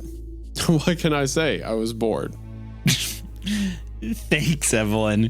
You're a very thoughtful grandchild. After the morning weather broadcast, at which time he joined me to announce his return to the station, we turned off our microphones to catch up. I hardly believe it needs saying that catching up for us didn't only involve the mundane. He told me about his procedure in vivid detail, almost excitedly. And to be honest, I was very interested. Delicately, he tilted his ear to either side to show the scars behind his ears and the surgical dressing still kept on the inside. It was no wonder he still spent most of his time trying to read my lips. Even if his ears had been successfully repaired, he couldn't hear a damn thing with cotton stuffed in there. Eventually, we exhausted talk of scalpels and stitchels, and he asked me what sort of bizarre things happened he had missed while on his vacation. Siggy's still acting up. The pipes were a little rusty the other day, though. I think that was making it a bit weepier than usual. Did you get any calls? I hesitated, but trying not to look too unwilling to answer. Rather, I pretended I was in thought, looking back at dull and completely unimportant memories before shaking my head. Not really. Just a couple of music requests. Some guy in town has a serious crush on Diana Ross. Daniel's eyes were fixed on my face, reading it far after my lips had stopped moving. I think the fact that I avoided his gaze completely was more of a telltale sign of secrecy than anything else. I didn't want to tell him about the crying woman on the phone, the rock that had been in my stomach, or any conversation all of that may stir. The feeling of unease that subject caused was so fuzzy, so confusing to me that I had no desire to go tumbling down the rabbit hole, but my own free will. That bird, though. I interrupted just as he took in a breath to speak, bringing my knees up in my chair and kicking off from the desk to roll away a few feet. Practically jumped out of the seat to stomp across the room, headset left abandoned and a finger pointing at the window. Sure enough, my nemesis was picking at its nest it had built on a tree branch right at the window's edge. You don't like nests? Daniel asked as if there was any possible doubt of how I felt. It's going to have all of its creepy-looking babies right in front of our broadcast room. I put my hands to the glass with an exasperated groan. But even as I knocked my fist against the surface, that shitty little bird did not leave. It just stared at me, face turned so that one human eye followed my movements. If its beak had the ability to move in a grin, I'm almost sure it would have been smirking at me. I'm getting rid of it. Hold up. I know it's weird looking, but you're not gonna kill it. No, I'm not killing it. I corrected Daniel, returning to the desk to hang up my headphones properly. I leaned against the back of my abandoned chair, facing my coworker to explain my instructions. I'm going out on the fire escape to grab the nest, and I'm taking it out in the woods. I won't hurt it. We'll just make it a nest in a new spot. You need to take the controls while I'm gone, though. He couldn't wear his headset, but that didn't matter. So long as he could, leaving the deaf guy to man the radio while you're gone. The guys whose ears imploded within themselves, whatever. You'll be fine by yourself, right, buddy? And he's like, yeah. And then she's downstairs and she just hears like an explosion. Goes back up and he's just like particleized all over the room. He couldn't wear his headset, but that didn't matter. So long as he could keep the music running on his own and avoid any lapse of silence while I was gone, plan would be simple and effective. I still try to wrap my head around this feeling or urgency. I needed to get rid of that nest, and it needed to happen immediately. I had to leave. So to clarify, she's not saying she got nauseous at the phone call because of the contents. It just made her nauseous, like supernaturally. Yeah. It's not like she heard the woman crying and the graduate mentioned, and she's like, oh no, that reminds me of this thing. She just got like a supernatural, the rock appeared in her throat, right? Yeah, I mean, I think. I'm not sure that we have the full scope of that yet. Yeah, I don't think she knew what it meant. I don't think. I had to leave the station in order to get to the fire escape. I know that completely defeats the purpose of the fire escape, but it wasn't worth triggering the alarm just to save a few steps and explaining my stupid obsession to my boss while disarming it. That involved descending endless clanking stairs, downwards and downwards until I had circled a 50-foot spiral of rusted metal to the cold cement floor. The exit sign no longer glowed, but the door's window shone a tarnished yellow light from the overcast sky outside. Wait, so it's enclosed, the staircase is? It's not like a wooden staircase on the outside of the structure? That's what I'm wondering too. Rusted metal to the cold cement floor. I wonder if the cold cement floor is supposed to be like the padding, like the like, you know, in the landing, like it's where. That's what I think the floor is. But she says she gets to an exit sign and there's a window. So does that mean that the fire escape is like a spiral metal staircase that's enclosed the whole way down? I wouldn't say it's enclosed though. I bet you there's a roof, but maybe I doubt it's enclosed. Yeah, that would be horrifying. It's like a 50-foot coffin to crawl down. Claustrophobic nightmare. Good God. When my shoes sank into the long grass, kicking up tiny pebbles in the dry dirt, I felt a sense of immense insignificance. The world felt big and I felt small, suffocating somewhere in the middle of all that vast and limitless space. It was the first time in over a week I had felt the wind on my skin so directly, and something about standing in the open air failed to feel comforting. I didn't feel freedom. I felt violated, exposed. I felt like a newborn without guidance. I decided to make the job as quick as possible, secured my flannel around my waist, holding on to either side of the fire escape as I climbed my way upwards. I spared a look out into the mountains, those rolling high hills of rock and dirt covered in newly budding trees and evergreens. Looking at the horizon brought me stress. That stress formed a gnarled ball sitting in my stomach, kind of like a stone, really. I didn't need more of those in my guts. Okay, you feathered fuck. Once I was at the top, panting breathlessly in the absolute throes of exhaustion, I waved my hand to shoo the bird away. For once, it actually left, but that didn't bring me much comfort. It flew away from its nest without panic, as if it wasn't leaving because it feared me. It was simply moving out of the way to perch elsewhere. Casually, as if to say, I'm only moving because I want to. I reached out over the metal bars to grab the nest, plucking it off the branch. Now, as much as I hate this bird, and as vocal as I've been about that fact, I couldn't bring myself to be rough with its nest. I held it with some level of tenderness, but still held my breath anxiously as I peered into the circular web of twigs and discarded animal furs. There were no eggs, but the nest wasn't empty. With a shudder of disgust and every single nerve in my body wanting to get that damn thing away from me as quickly as possible, I threw the nest as far as my arm would let me, wiping my hands on the waist of my shirt as I watched it fly into the trees. Inside that nest, nestled into the center like beloved, delicate eggs, were 4 human fingers chewed off from the knuckle. Jesus. Yeah, maybe just kill the bird. Yeah, smash the fucking bird into smithereens, dude. Good Lord. That's not a bird anymore. Get rid of it. They were young and slim, the nails painted in partially chipped red polish. So this is like a little girl's fingers. It kind of seems like, or could it be the woman in the, could it be the woman that's been sobbing? Oh, it could be. It could be. Yeah. It was then that I heard a slither behind me, scraping wet against the metal of the stairs. It was a sickening sound that only added to the chill I felt traveling up my arms and neck. I turned, ready to lock eyes with whatever creature had crawled out of the woods, and found a thick, dirt-covered vine that had grown all the way up the rusted beams and across the first step. I had seen a bird with human eyes, a sink with a human voice, but God forbid would this plant start personifying itself too. Eager to get off that fire escape and back into the station, I stepped over the muddy green appendage and prepared for my shoe to clank against the second stair. It never hit. Instead, another vine, just as slick and swift as the other, snaked its way underneath my foot, then another and another, down at least 3 more steps. No matter where my foot fell, it would slide and I'd go crashing down each and every one of those stairs. At least, that's what I thought would happen. As soon as my balance was lost to me, I felt a slimy grip around my ankle. One of the vines grabbing my leg and using an incomprehensible amount of strength to fling my weight away from it. I felt like a fly being swatted with an aggressive hand, as if I was the pest in the situation.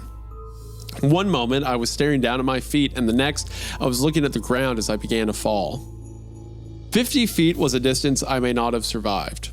I flailed in some attempt to grab the edge of the stairway, but happened to fall with my chest pinned over a bar on one of the spirals right below the top. The breath was knocked out of me, arms gripping the rail as pain erupted in my shoulders and my elbows from holding up my weight. I kicked my legs upwards, wrapping them around the closest bar I could find until I was clinging to the edge. The endless forest was in front of me, and all I saw was at first a sea of green. That's when I saw movement on the horizon. It was the undulating, swirling, thick clouds of fog slowly creeping towards the radio station in the town beyond us. And for the first time since I had started working here, I could hear a groan on the wind. It wasn't quite a rumble, like one would expect from thunder, but a low, whale-like moan one might imagine would echo from the ocean floor. The fog was making that sound, like a living thing with a voice of its own. I yelled out some stream of curses mixed with unintelligible sounds of panic as I used all my strength to pull myself up onto the landing, choosing the stress of sore arms over a long drop. I pulled myself up, tumbling over the railing and falling to my stomach on the solid metal. As I stood, I lost my flannel shirt on a snag and didn't bother to come back for it, even if it was my favorite.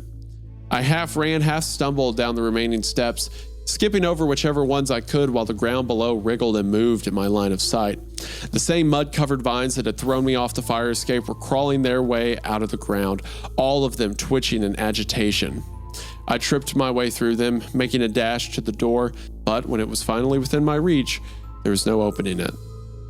The door had been covered from bottom to center in a thick layer of vegetation, overgrown as if the forest had swallowed it in a coat of thorns and branches. Young, miniature trees had sprouted from the ground in that short amount of time it took me to leave and come back, their trunks and branches intertwined to keep the door fastened shut. I tore my hands at the bark, the thorns biting into my skin, but with every tug and crack of solid wood, the trees would writhe and snap back into a place in a stubborn game of tug-of-war. The distant groan was closer now, wisps of fog surrounded my ankles as it slowly began to cover the ground and grow, but as panicked as I was, I only screamed when I looked back to the door, seeing a darkened face and the whites of eyes staring at me through the window. It was Daniel, knocking on the tarnished yellow glass as he attempted to force the door open on his side. Get up there! I screamed through the door. Make the emergency broadcast! Go upstairs!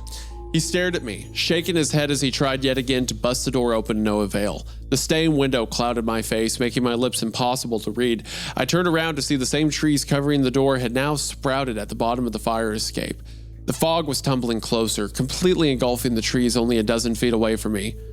With nowhere to go, I turned back to the door with one last desperate attempt to tear the plants away.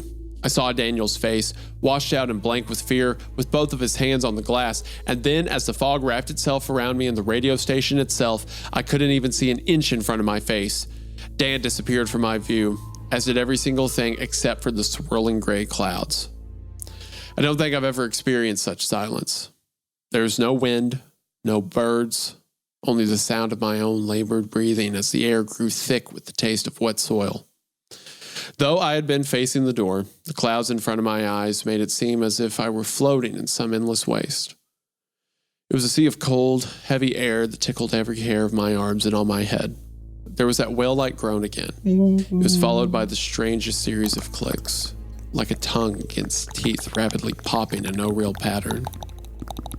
I wasn't prepared when it touched me. Oof.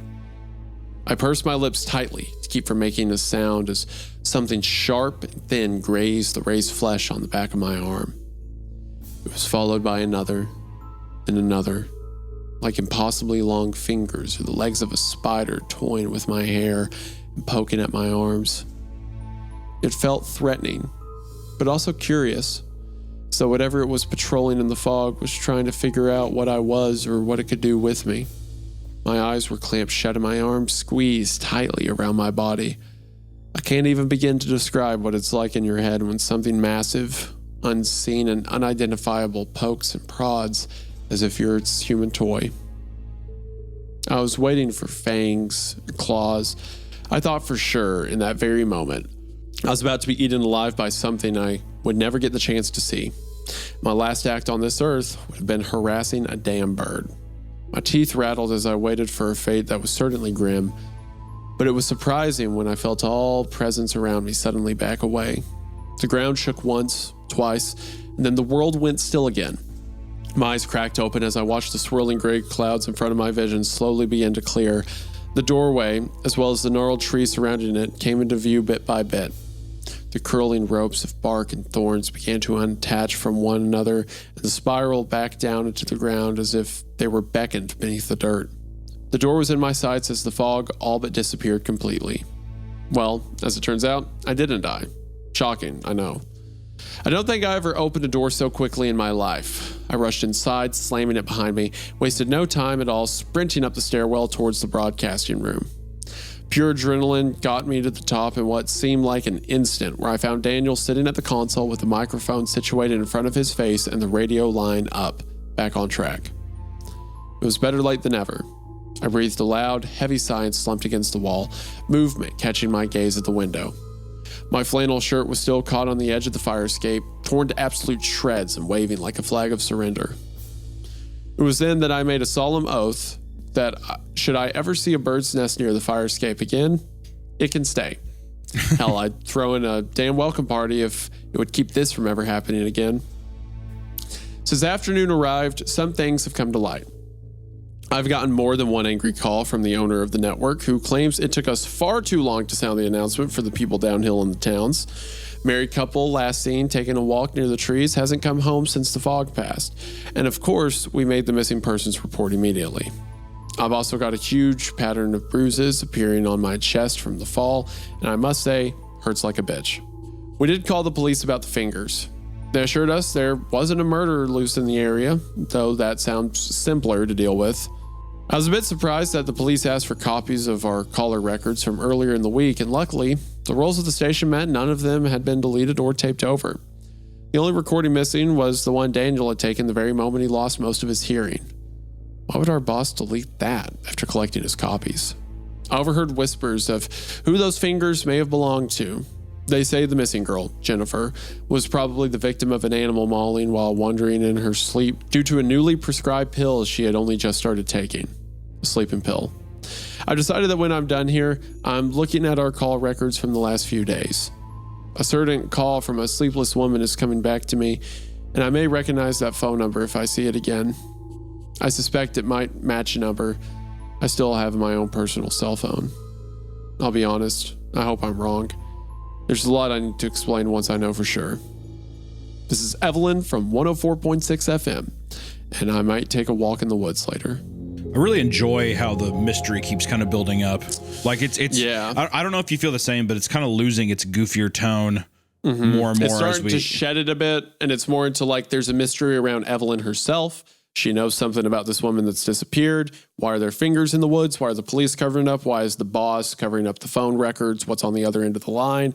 It's it's unraveling in pieces. I like it. That set piece was really good with the fog coming in and the branches covering up the vines and stuff. It felt, you've mentioned The Mist earlier. That felt very The Mist, that whole segment. Yeah, well, definitely the tendrily finger spider kind of tickling thing. But I will say I really enjoy the almost as if the force itself is like coming to life and attacking her. Like just there's something so creepy about like vegetation growing and attaching itself like very quickly, you know? It's almost like the forest understands that the radio station is a watchtower, and as soon as the watchtower is empty or vulnerable, that's its moment to attack. Boom. Yep, exactly. Well, shit. On to part 5? Yeah, I'm vibing with it. This is really cool so far. Part 5. So here's the thing. It's dark outside, the force is apparently alive, and you want to go out there looking for a dead body? Okay. Daniel had been here only a few days and already he was mouthing off to me. He moved fast, I guessed. I shot him a look, expression cold, as I sat on the floor and laced up the first of my boots. If those fingers are the only part of her disconnected from the rest, there may not be a dead body. She might still be alive. So one thing I haven't pointed out about the story, kind of honestly because I've been hooked, is, you know, the question of why don't they just quit? Why don't they just leave? But I feel like the tone of it, where it is so fantastical, it's not really, you know, it's I feel like in another story, it'd be like, just walk away. But because of how high fantasy it kind of is, it's like, you know, who cares, right? Why don't they just walk away? I mean, one, I think that it's been established that this stuff has been, like, Evelyn at least has been existing in the weird for so long that it's become normal. And only recently has it been something where it's like, okay, well, this is a little more out of the comfort. This is more out of my comfort zone of what this weird shit is. But now it's become a thing where I feel like, one, Evelyn is so attached to this job, the kind of cushy nature of it, and then it's become her lifestyle that I think that it cements her there. But then, two, I do think that, like, we've established, too, that she's caring and that she, like, at this point, too, if she believes that she can help somebody, I think that she will. So now I think so, I mean, and Daniel, I think too, I think he's just a bit of a younger, ignorant kind of character that I think doesn't really realize the severity of the situation he's in, even though his eardrums fucking imploded and all that stuff. Yeah. Yeah. After the last time I sat down to write my thoughts and experiences, I ended up looking back at all the calls that came through in the last few days. I wasn't looking for the recordings, but rather the numbers, something that I rarely paid attention to. My heart sank when I saw that my suspicion had been unfortunately correct. The number on our work phone matched the cell phone number I had listed for Jenny, a college friend whom I graduated with a year earlier, although there was a surprise I hadn't quite expected. Jennifer didn't call the station only once, she called twice. The first time to tell me about a bird with human eyes that had been keeping her awake for days. The second time, I heard a woman crying and pleading over the phone.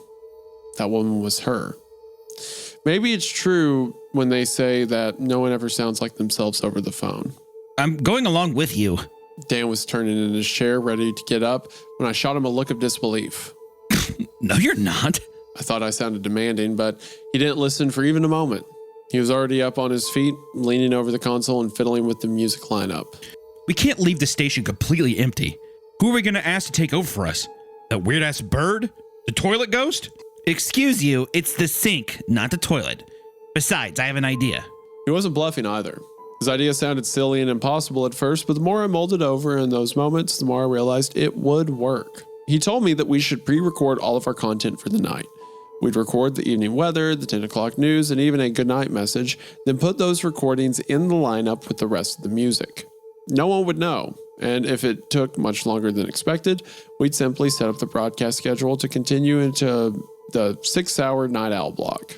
I will say too, the one thing I was thinking while you're reading that, I was like, well, if the boss shows up, they're fucked. But that's one thing we haven't really talked about, Isaiah, is the boss. Who is this? Who is this man? Some guy that knows the rules, who like owns this place, but he also does stuff like delete call records that made Daniel exactly. go deaf. That's where I'm like that I'm very suspicious of that man. Mm-hmm. But the deleted call record thing, that was kind of fucked up. It's also insane if like this is a giant like the fog can come in and kill everyone and there's monsters in the woods and stuff like that, to be like, I'll just hire some girl to do it. No, I won't explain to her. Maybe I'll get a second guy later. Like, that seems like a huge oversight. Well, it sounds like an oversight, but does it to me, it kind of sounds like it's like it's purposeful. Like, he's like, I either need someone who doesn't know what's going on, who can do this very mundane task, or it's something that he's like, I need someone that will fulfill X in time. You know what I mean? Not sacrificial, but in like, just as an example, like, oh, and then we can like, once they, just this person that has been working here for so long, there'll be like a sacrifice. Not saying that's what it is, but I'm just saying like it all seems too convenient, I guess. Well, here's the other thing too. If they leave, like, sure, they may be able to trick the people listening to the radio station, but I don't think you're going to trick the woods. The woods is going to know there's no one in the tower. No, exactly. And that's what I'm like, how would they ever pre-record like a fog warning? So are they just fucking over the whole town?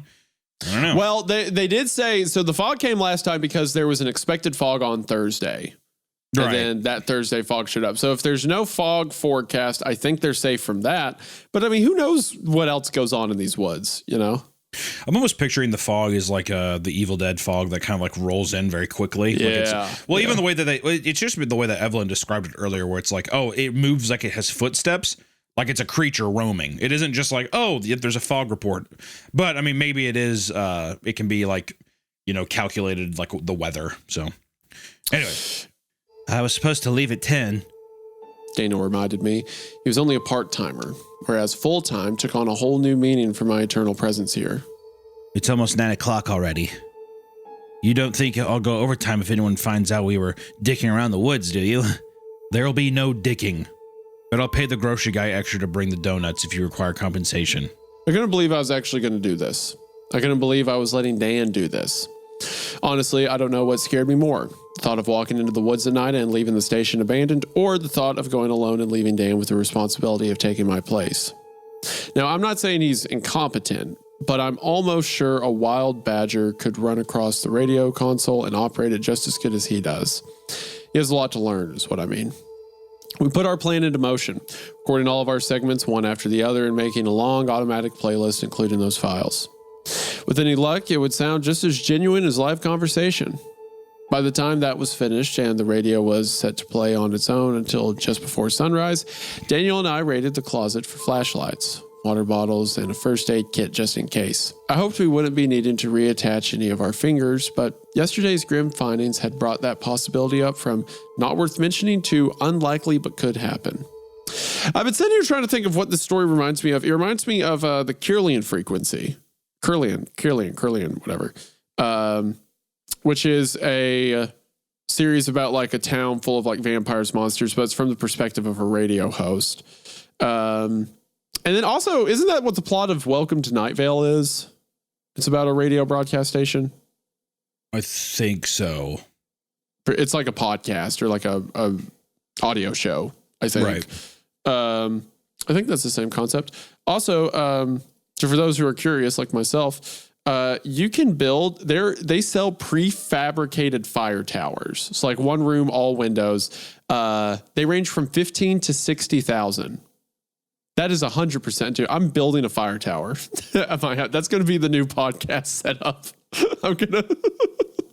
Good man. Would you come? I'm gonna make a studio, and we're only gonna record at night, and it's gonna be horrific. We're only gonna record at night. Jesus. We only record it at night. That does sound absolutely frightening. My second trip out into the fresh air didn't feel as daunting as the first. Maybe it was because the fog wasn't set to roll in for a few days, or maybe having an important goal drowned out the feeling of insignificance. I fished my phone out of my pocket, looking at the minuscule number of bars in the corner. Out here, with a wall of trees all around us and a seemingly endless forest through the mountains, it was dangerous not to have some kind of connection with the outside world. I watched the bars disappear as we continued to walk, the wet leaves squeaking under our feet. I don't think I've ever been out here. Not this late, at least. Daniel was flashing his light on the ground, then up to the trees at eye level. I hated when he did that. I had some hidden fear that he'd shine the light up suddenly illuminate something terrifying. You do know your way around here, don't you? I was grasping at memories. I left town so young and stayed away for so long that any recollection of playing in the woods was lost to me at this point. However, I did remember returning. There were bits and pieces of a memory in my brain, but it seemed to melt, as if some of those thoughts ran like water straight out of my mind. I was here about a year ago, but I can't memorize past that well. But it's not as if we can't see the radio tower for miles away. Daniel shrugged, nodding his head and accepting that answer. He looked back at our metal and wooden sanctuary, which sat so tall on the hill with a huge tower looming above it that it would be near impossible not to see it from almost anywhere this side of the forest. I stared forward in the dark, squinting as Daniel moved his light back to get a view of the station. I kept my own flashlight turned off in order to save its battery in case his ran out. But I had to admit, his constant tomfoolery with this damn flashlight was going to get on my nerves if he kept it up. Will you stop that? What? Dicking around with the flashlight. What about the flashlight? I raised my voice for him, remembering the cotton in his ears. You're dicking around with... Before I could finish that sentence, a sound erupted from in front of us, even loud enough for Daniel to hear through his bandages. It was the groan of an animal, either aggressive or in defense of itself. Oh. Dan whipped back around, his flashlight pointing straight towards the source of the sound while I stopped in my tracks and stood perfectly still. It was an elk, enormous in size with eyes glowing white at us in the darkness. There's no way it could have gone unheard, leading me to believe that it had been standing there perfectly still all this time. Its antlers clacked against the surrounding trees as it shook its head, stomping its front hooves in the dirt and stone. Dan and I both backed up several feet, but the elk didn't charge at us. Rather, once it was finished making noise and stomping about, it turned and stared at us for the longest moment. Its eyes were reflective orbs, but I watched it blink. Its eyelids were to the right and left, meeting vertically like that of a reptile. Then, with a heavy grunt, it bounded heavily away further into the woods. I noticed, between instances of wondering how close I had been to shitting my pants just now, that it ran with a very odd gallop. It had 3 back legs, one on one side, 2 on the other.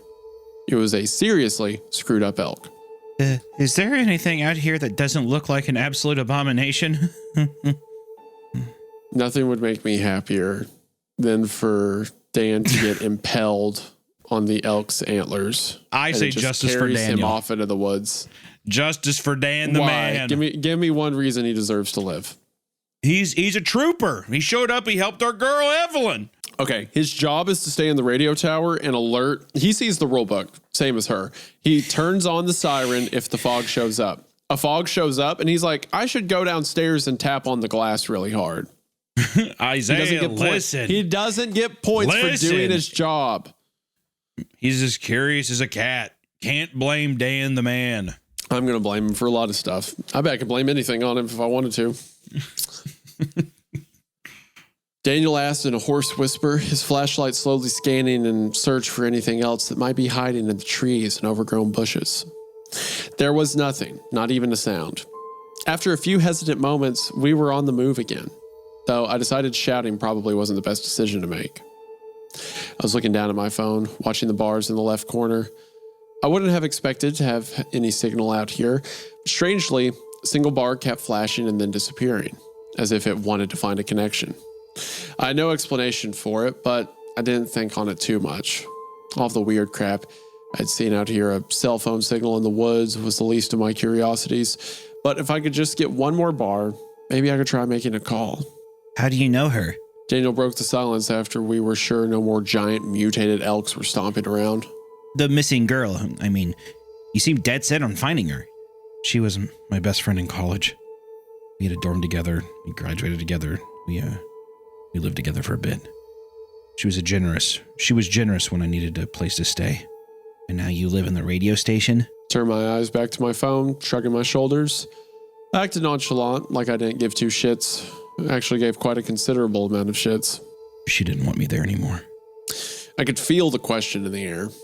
I didn't have to look at Daniel to know what he was thinking, how badly he wanted to ask why a generous best friend would kick someone out of their house. Luckily, before he had a chance to speak and before I needed to think of a new conversation, I saw it. 2 bars on my phone, springing to life and defying all odds against the wild, uninhabitable mountain. I raised my phone up in victory, stopping exactly where I stood for fear of losing the signal. Yes! We have it! We have a signal! Daniel gave me a confused stare before I had a chance to explain. I was tapping away at my phone, finding Jennifer's phone number among my minuscule list of contacts. I'm calling her. If she's nearby, she can help us find her, assuming she has a signal and a battery. Assuming she has her phone, huh? Daniel was obviously skeptical why a sleepwalking woman, presumably leaving her bed, would take her phone. But I had a theory that Jennifer hadn't been sleepwalking at all. Something had been luring her here. I just had a feeling. I didn't answer him, whispering a hoarse shh as the phone began to ring in my ear. It rang once, then twice, then in both of my ears.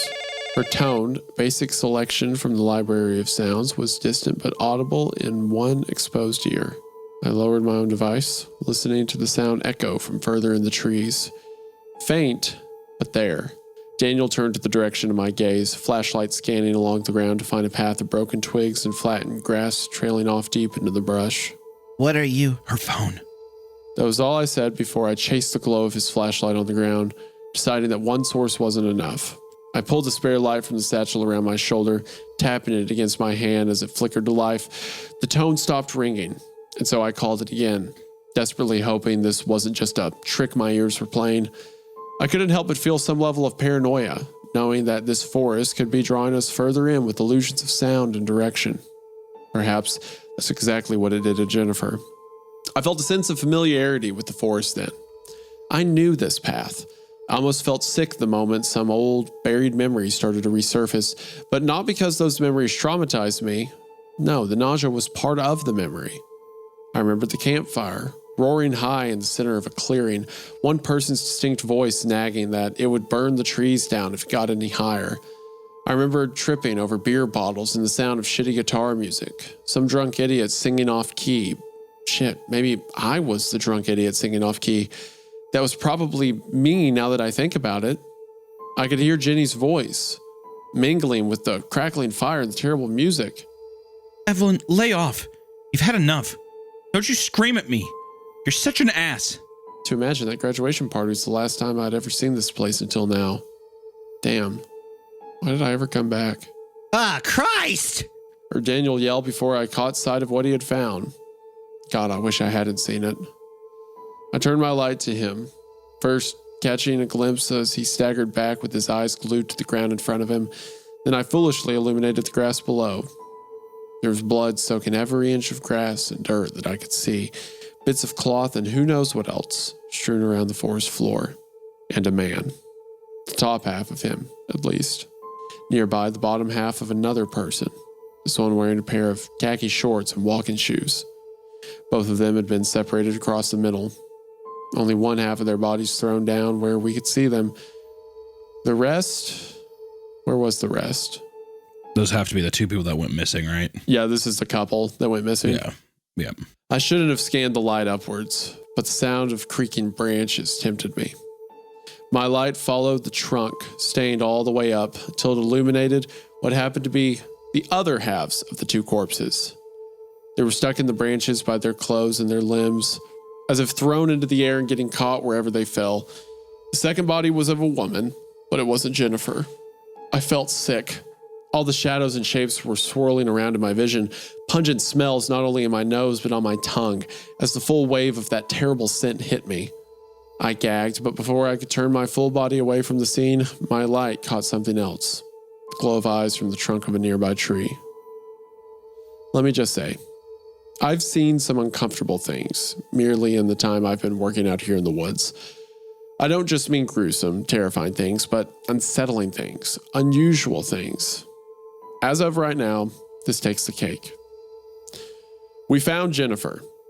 She was in one piece, as far as I could tell, aside from a hand missing every finger, except, ironically, the middle one. I'd like to think that was some final joke from whatever murdered her, but that's probably wishful thinking where humor is realistically non-existent. She was stuffed. Her limbs twisted to roll her into a human ball inside the hollow trunk of the tree, with her stark white face peering through a hole in the bark. Eyes were open wide and staring forward, making her look like some kind of pale, nightmarish owl. Her mouth was wide open, filled with dried grass and twigs, almost like a bird's nest. Jesus. That's sick, man. One of her hands was sticking out of the tree, the arm likely broken in order to accomplish such a position. Her hand was tilted, palm pointing upwards, and a cell phone was sitting in the center, flashing its 10% battery warning. Well, that and the 2 missed calls from me. My name was on the screen. Evelyn, followed by an alien emoji. It's perfectly appropriate. There's not a single damn person on Earth who could convince me she wasn't positioned that way on purpose. We weren't even friends anymore, but shit, man. I really failed her one last time. At least I'm consistent, I suppose. Daniel and I knew we couldn't stay there. Not only was it a nightmare to behold, but the smell from the blood and bodies on the ground was making both of our stomachs churn. That's a smell you don't really forget, I don't think. It's been a full day and I still recall it in vivid sensory detail, so we turned back to leave, completely silent. We had nothing to say to one another, nothing comforting, and no energy even to talk about our fears. We were halfway back to the radio tower when Dan finally spoke up. You know, I wanted this job because I thought it would be right up my alley. I thought I'd be good at it. Maybe make people laugh and smile a bit, but so far it's only been horrifying. He's still wearing like shorts with suspenders and a bow tie in my mind, by the way. Now, while I know that hiring Dan had been none of my responsibility, I still felt a twinge of guilt. He meant well and his heart had always been in the right place. But he was suffering for it. He had the chance to leave, but chose to come back regardless. Sometimes I wondered if this bizarre, messed up situation was the only exciting thing he had to look forward to. At least until actual death entered the picture. Now he was in too deep. Both were. Hey, Dan? I asked him, shining the light on my own face. Yeah? Your mom invited me to a wedding in June. Mind if I go with? He laughed. It was the first time he had heard him laugh like that. Well, ever. That didn't say much, considering we had known one another for less than a week, but time seems to drag out after you have some freaky shit with someone. Matching tuxedos? Okay, this is my bear trap. This next line is my bear trap. I nodded decisively. With plaid bow ties.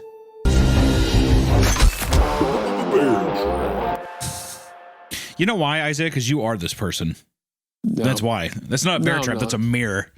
That's a new What do thing you I'm mean? introducing. What? Mirror. That's one of the worst things you've ever said to me on the show. What do you mean I'm this person?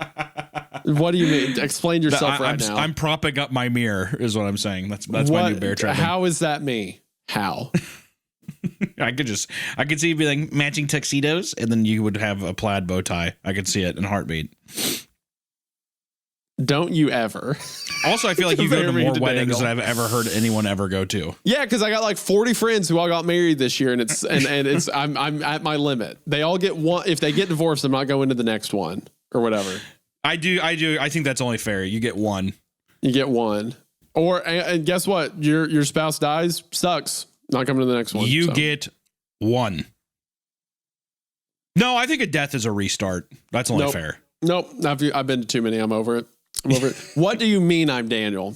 What do you mean I'm this annoying guy that moans and like sad is like hums at his own jokes that he laughs at? Okay. Are we to believe that? So Jennifer's body was cool and all that, especially like the bird's nest in the mouth. That was awesome. Mm-hmm. But like, is the implication that all these memories are kind of being hidden from her? Like her true connection to Jennifer and stuff like that. All that's kind of like being seen through a dark glass and she's trying to understand. I mean, it all feels a bit convenient. Like I think that you're onto something. It would be too convenient to just be like, oh, and Jennifer, she's the one that, you know what I mean? So it seems like the Forest is articulating that, or it's like basically like revealing these things in these horrible ways. And it seems like it's torturing specifically Evelyn. Because she said earlier she couldn't remember the paths while she was talking to Daniel. But then when she hears Jennifer's phone ring, she says, I knew this path. And she talks about buried memories. And she says she gets nauseous, but she's like, oh no, nausea is the memory. And she remembers the campfire and she remembers someone being drunk and acting a fool. And then remembers that's herself. So it's like, it's a weird way to remember something. It's almost like she's getting it back in pieces as things become too familiar. Yeah, and I mean, we're starting to establish the idea too of like her, not her as an unreliable narrator, but like obviously she's had some kind of substance abuse in the past, so that also plays a factor of like, oh man, like we're unraveling things at the same time as her, but there's also things where I feel like she's either trying to forget or she completely doesn't remember, and they're kind of like coming back, Yeah. The rest of the walk was quiet. We got back to the radio tower after midnight, the late night music block beginning on its automatic run just as we had planned. I took the opportunity to take the evening slow. No need to rush back to the console or even to that old lumpy mattress where I slept. Daniel was leaving, as I expected and wanted him to, but I made an extra effort to stand out in the gravel driveway and tell him goodbye. Could have been emotional about the whole thing, thanking him for saving my life in the fog or for insisting on going with me to find Jennifer. Instead, I just told him to drive safely and to show up in one piece on Monday. 2 pieces at most, so long as it's a small loss. He just pointed to one of his ears and said, I already made my blood sacrifice. I spent a long time that night just sitting cross-legged in my chair and looking out the window. I had my headphones on, listening to the music. Almost wanted to turn on my microphone to ask who was out there listening with me, but I'd be too disappointed if nobody called in with an answer. This is Evelyn at 104.6 FM, and I have some advice. Don't treat your friends like shit. End of part 5. Which that's got to be in reference to Jennifer. Like yeah, her. 100%. Yeah, because I mean, obviously she was probably a junkie and ruined that relationship, and it's probably been weighing on her. She drank a lot. I don't know if that... Would you call that a junkie? I guess not. Maybe just alcoholic, yeah. Yeah. But I mean, just, definitely pissed on someone's kindness and someone that was trying to help, whatever. Man, it's insane to feel that we've been reading this for like a little over 2 hours. It's moving. And also part 6 already. Yeah.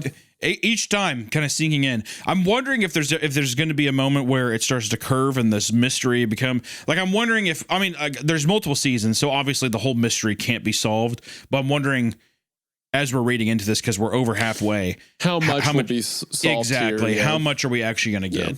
Because I'm just like, I'm a little fucking piggy right now. I'm like, give it to me. I want to know.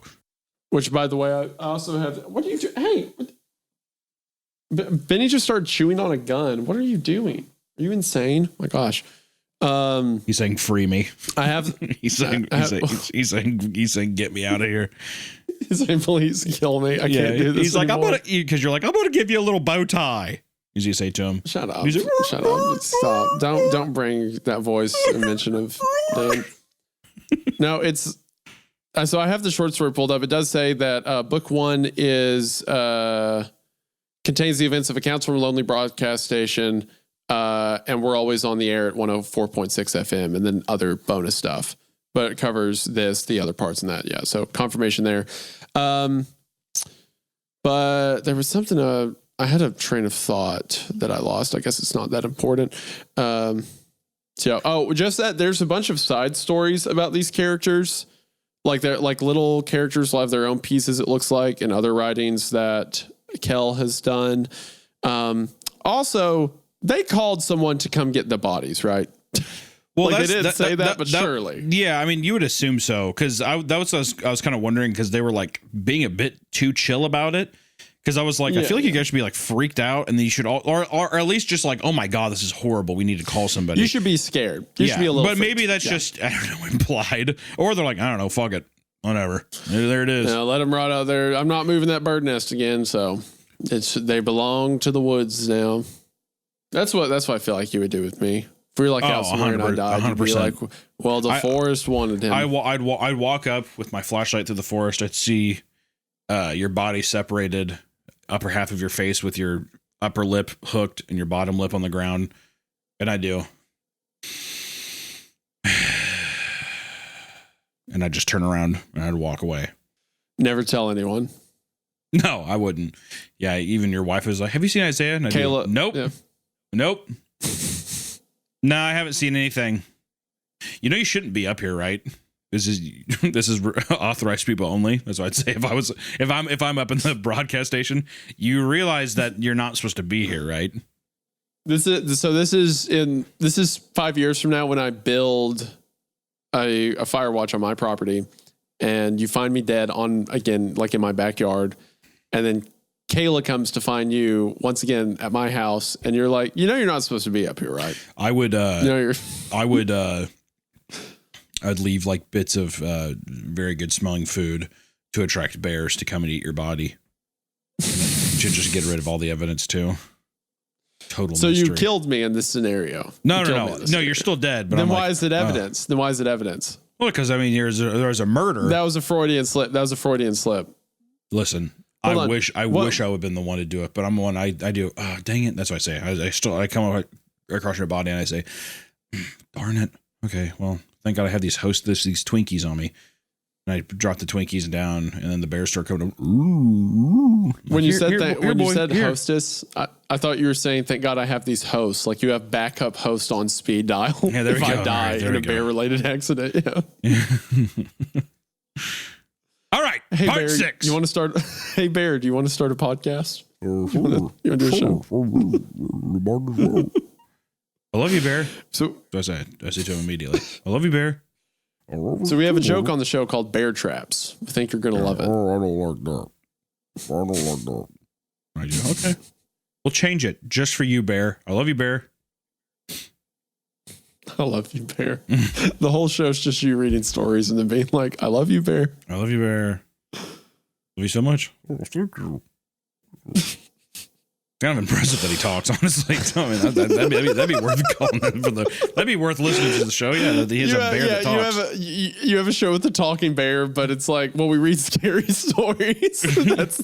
That's scary. benefit. He does, and then I say, "Oh my God, that's kind of scary, isn't it, Bear?" And he does, Oh, yeah. It's really scary. Wow, Bear, that's so cool. I'm so glad you're here. Definitely not that other guy. I'm still rotting in the woods, like right next to the recording site. Part 6. Part 6. Benny, what do you want? If I let you up in my lap, you're not going to be chill. You're going to freak out. I'll start this off in the most direct way possible. I'm not who you think I am. I work at the radio station perched in the air looking over a forest-covered mountain range. It's an absolutely bizarre place. I've seen animals with human features, some eldritch abomination living in a fog bank, and even went partially deaf due to a phone call. On top of all that, my coworker Evelyn McKinnon just became a murder suspect. Oh, interesting. Daniel here. That's cool. It's cool that switched to Daniel's perspective. It's interesting. That being said, I hate that I am now speaking for Daniel. I'm speaking in Daniel's tongue. That's unspeakable to me. She didn't do it. There's no way she could have done it. And I think everyone in this tiny, superstitious town knows that. I may not have been here long, but I've been here long enough to know that when something strange happens, people know when to turn their heads and ignore it. The death of a well-respected couple and a promising college graduate gets people just a little bit riled up, however. If you've read her post, you probably already know who I am. My name's Daniel Esperanza. I'm a part-timer at the radio station, and right now, I'm taking over Evelyn's full-time position until she gets back from a drive into town. She's not arrested. At least, I don't think she's arrested. The police came by to ask a few things, which is understandable considering how our tower is less than a mile from the scene. Some things happened, and they took her into town. I haven't heard from her since. I'm sure you're all wondering a couple of things. First, how did I log into her account? And also, why would I ever choose to work at this backwoods piece of garbage on stilts? The second is a story for another time, but the first one's simple. I called in an anonymous tip to the police last night after I left. It was Evelyn's idea, seeing as there's no way they wouldn't be able to trace the radio tower and I'd have an easier time finding a public phone than she would. But after the police promised to stop by the woods and confirm what we had found, I stopped in to see that Evelyn had packed up her laptop and was giving it to me for safekeeping, she said. Wait, why didn't they just call and say, hey, we found a body? Well, I think that they're explaining that. Okay, all right. She told me that this online document she's been keeping wasn't supposed to be found. It was a good idea to get it far away from her just in case they had any questions. So I have her laptop. She was still logged in and well, I guess I've got a story worth telling too. Okay, no, they didn't explain that. So why? I feel like Evelyn's hiding something. She could be. There's some reason she didn't want to call the police. I don't know. It was early, about 7 o'clock in the morning, when I called the anonymous tip and then rushed back to the radio station to warn Evelyn that there might be visitors. I know. His goofy eye sprinted up that staircase and threw open the door and went, Evelyn, we've got company.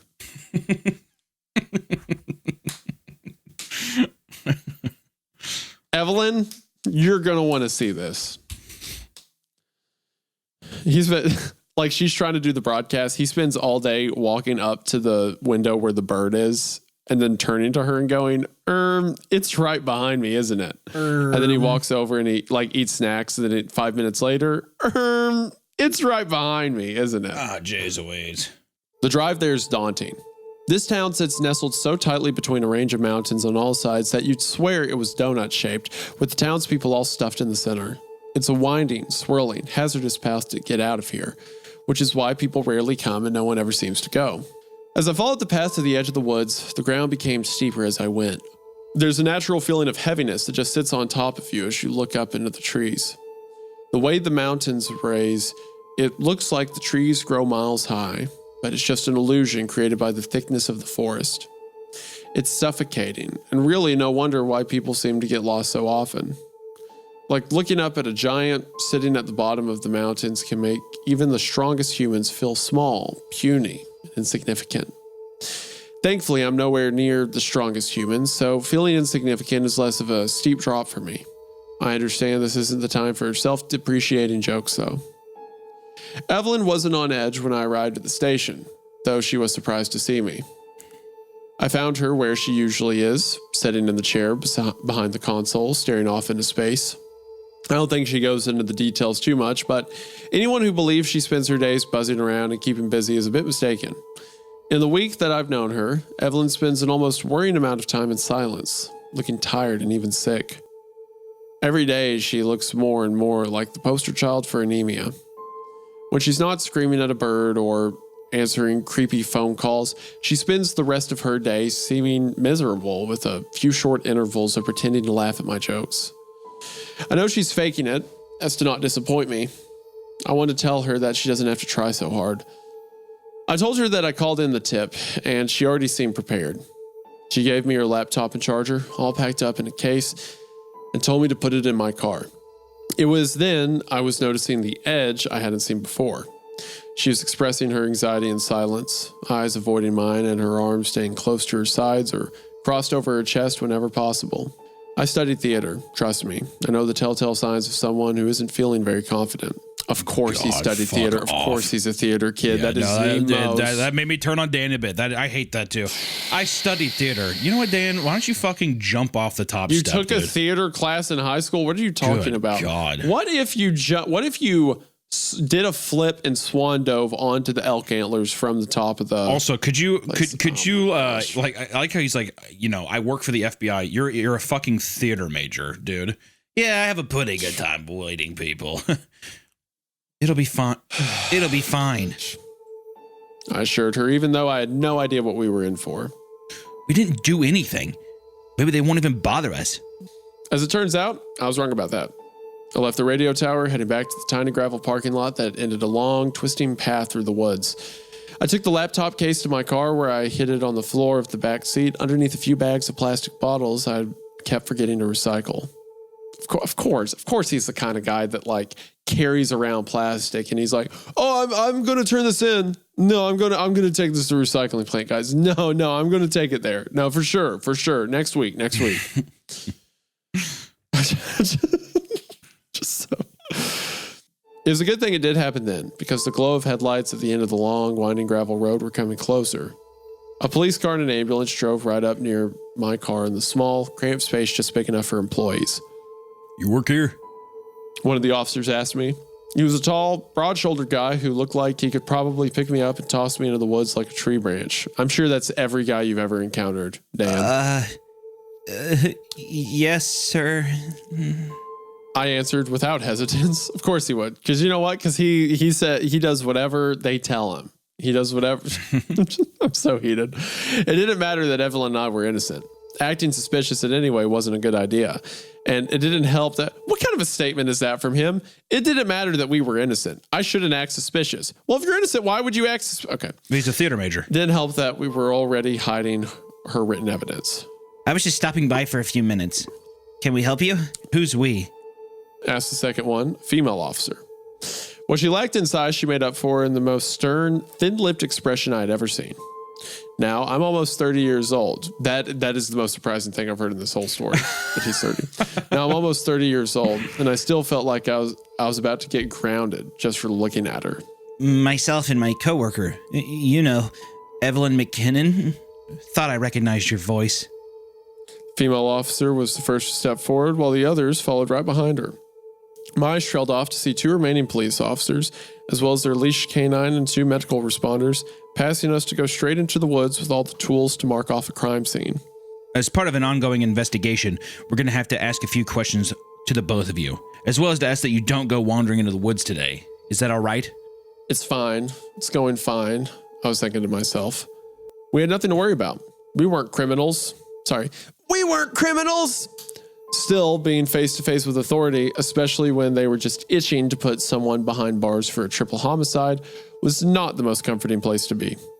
Of course. Come right up.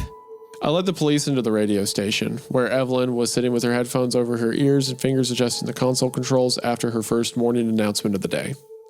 She didn't even hear the door open, and I hated to startle her. When saying her name didn't catch her attention, I reluctantly reached out a hand to nudge her shoulder. That was certainly enough to get her eyes on me at last, though she jumped so suddenly that I thought she'd lose her headphones in the process. Don't do that. She stopped speaking, words halting in their tracks as her eyes glanced from me to the 2 officers standing by the door. It wasn't as if she didn't expect their company. Of course he calls it company. We've got company! But she still looked uncomfortable when all 4 eyes locked on her. Microphones were silenced, the radio was set to automatically run for the next half hour, and the police got to questioning the both of us. It started pretty normal, pretty unassuming, and easy to answer. Did anyone stop by the station in the last 2 days? Did you happen to see anyone suspicious outside? Has either of you had any contact with the missing individuals? Luckily, the answer to all 3 of these was no. I admit I was further out of the loop than Evelyn was. She spent all of her time here and had known Jennifer Cook for years, whereas I had never even visited this town before hearing about the job offering. They seemed to pay far more attention to her than they did to me. There was a moment when one of the police pointed out a dark bluish mark peeking out from the edge of Evelyn's neckline. She put a hand to her chest as if she had forgotten about it until the pain came flooding back the moment her palm touched the spot. All it took was a pull of the fabric to reveal a small portion of a huge, elongated bruise that stretched across her upper ribs and breastbone. Where'd you get that? The male officer asked. I could tell Evelyn was taking a moment to think, realizing that the story of how she had gotten the bruises was very far-fetched. Things were weird around here, but maybe not weird enough to openly admit that sentient vines had tossed her and pinned her against the fire escape. I was out on the fire escape and fell. She admitted, but refused to elaborate any of the stranger details. When I rolled down the stairs, I hit myself hard on one of the handrails. They didn't press further, but it didn't mean they weren't still keeping those details in their minds. It was uncomfortable, watching how intently they glared, taking in every small detail. I knew it was just part of their job, but it felt almost unnecessarily intimidating. Kind of sounds like I knew it was part of their job, but I thought it was a little rude. kind of sounds like also they're setting up that she just sounds like a drunk still. Yeah. It'd be funny if like there's absolutely nothing supernatural happening. She just gets hammered and writes this stuff. That would actually honestly be Yeah, horrifying. so like I fell because there's like a vine that like grabbed me, and that's why I fell. That's why I went down the stairs, and something like touched me, and then I walks back up. Minutes passed, then a half hour, then an hour, and the only time the police weren't asking questions was when Evelyn or I tended to our work to keep the radio running. They were almost too attentive when it came to making sure everything was going smoothly with the broadcast, but then again, they lived in the town below. There's no way any of the bizarre stuff that happened all around this building didn't get their attention. Maybe they knew even more than we did about this old radio tower. I think I was the first to see movement in the woods. My breath hitched in a small gasp, and I think the police heard me, because moments later they were swiftly marching to the window to see their fellow officers emerging from the forest. The medical team carried back 2 cloth stretchers covered in white sheets. 2. Only 2. We were told to stay in the broadcast room until the police returned. We watched nervously as they exchanged words below us. Silence through the glass. Evelyn said nothing, but she looked alarmed as the men and women below took turns making glances up at our location. Something was wrong here. Evelyn paced back and forth until the police came back upstairs, one of them holding a familiar object, Jennifer's cell phone. Well, shit. With a glove-clad hand, the female officer held up the device, which was sporting a dangerously low battery and 2 missed calls from the night before. That phone should have been dead, I thought. Yet somehow it was kept alive through the entire night just long enough to reveal its secrets. My coworker's face washed out, paler than ever when she realized that her name was flashing on the screen. However, what they said next was perhaps even more chilling than all the facts that were laid out in front of us. Miss McKinnon, it appears you and Jennifer Cook were in contact. Any clues to her whereabouts you're not telling us? My heart sank, and I knew hers did too. She looked at the 2 figures in front of us, then at me, her mouth slightly agape with the beginnings of a question that wouldn't come out. Her whereabouts? Jennifer had been out there. She was cold and dead in the trunk of that tree, and if they found her phone and the other 2 people, how the hell did they not see her? The only answer I could possibly think of was that she wasn't there anymore. But if that was true, who or what pulled her out of that tree? I know her. Evelyn's lips trembled. I had never seen her look this close to tears. In fact, I didn't know she ever cried. Ever since Jennifer was announced missing, Evelyn had made an effort not to talk about their former friendship. It was easy for me to forget that she probably was grieving behind the mask of indifference. I was just thinking about her and thought I'd try, but she didn't pick up when I tried to call. We haven't talked in over a month, and I promise I don't know anything. This time she wasn't lying at all.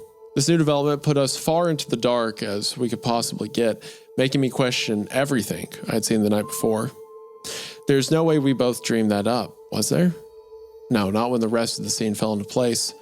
The other 2 bodies had been collected, but Jennifer had been taken while the others were left behind. I couldn't even begin to think of a reason why. God, I can't believe I even let it cross my mind, but for a split second I had the chilling thought that maybe Jennifer had gotten herself out of the tree. There's a lot of weird shit out there in the woods, and I wasn't ready to start worrying about the Walking Dead, too. Evelyn's answer was honest, but it wasn't good enough for them. Deciding that this wrong place, wrong time situation wasn't satisfactory, Evelyn was given a beckoning gesture of the hand from the female officer, whose other hand hovered close to her side. It wasn't where her gun was placed, but rather the handcuffs. She must have noticed that Evelyn looked down at them because she moved her hand away almost on cue. We have more questions. We would like to wait until we get to the station to have a real talk. If I don't argue, you won't cuff me? Evelyn finished her thought while peeking out from the hair hanging in her face. The policewoman gazed at her and silently nodded her head. My co-worker never did have the most expressive face. She often looked weary or annoyed, sometimes a bit of both. But this time she looked towards me with a heavy frown and eyes that could only be described as soulful. I could tell she was scared, but not with the type of fear we faced before now, faced with impossible things. It was very realistic dread, with no disbelief. It's the saddest thing I'd ever seen. Follow the rules, okay? That was the last thing I heard from Evelyn's lips before she was escorted for questioning. It's been so long now that I can't help but feel something went wrong, and that maybe she's not coming before the day is done. I want to leave. I want to go find out what happened to Evelyn, but unfortunately, I can't do that. I have to make sure the broadcast never goes silent.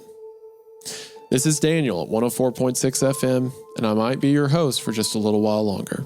End of part 6 and into part 7.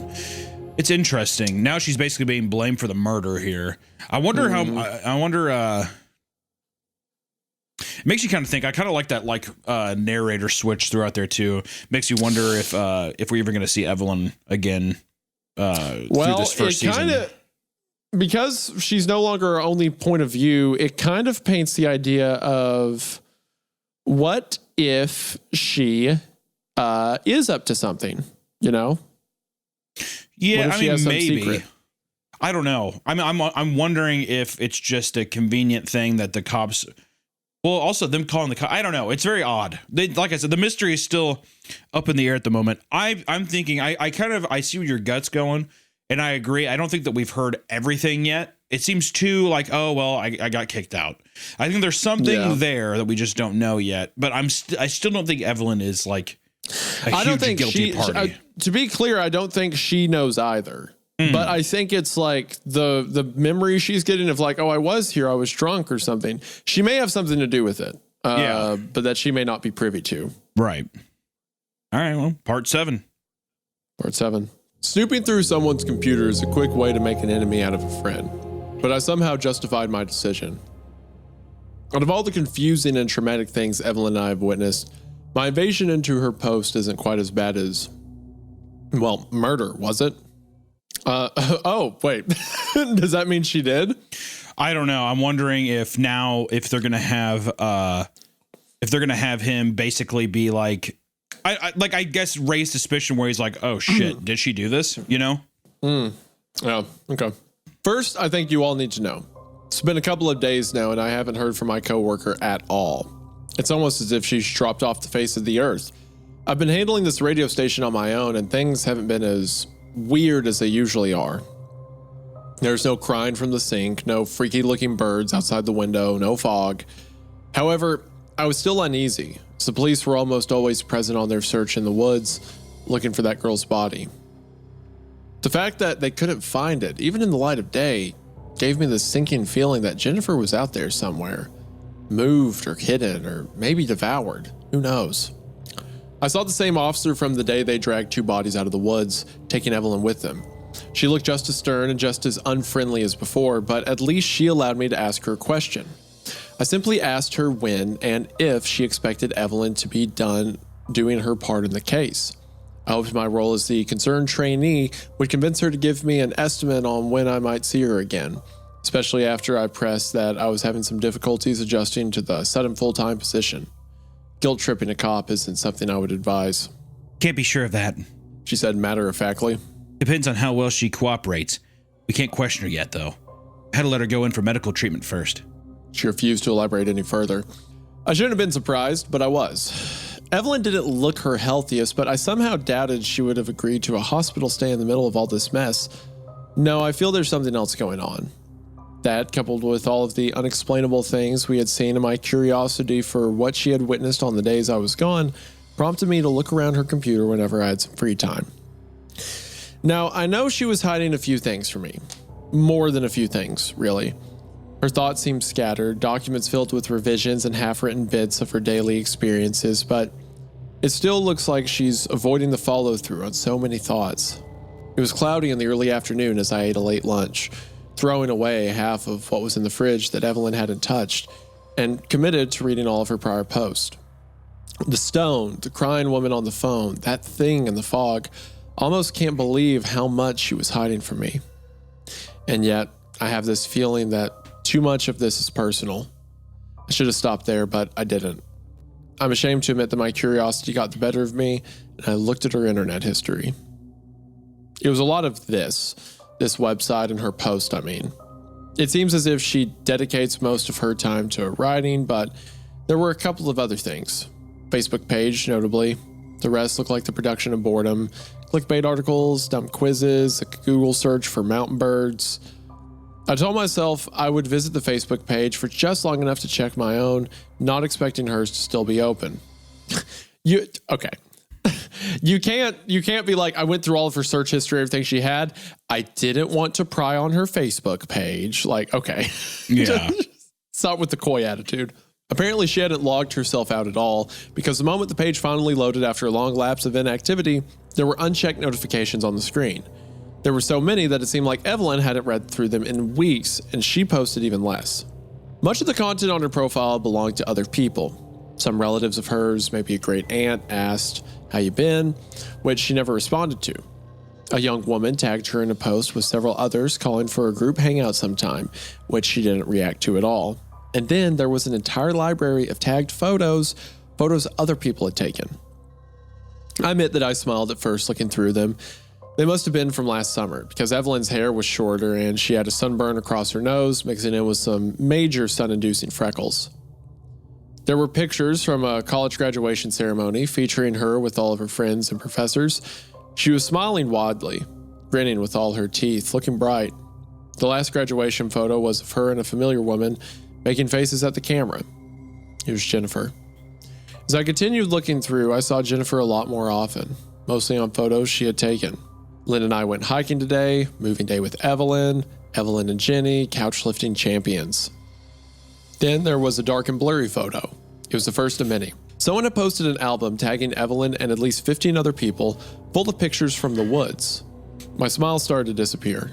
Seeing that forest and the blurry faces of strangers, most of them drunk or in clouds of smoke, made the photos seem ghostly.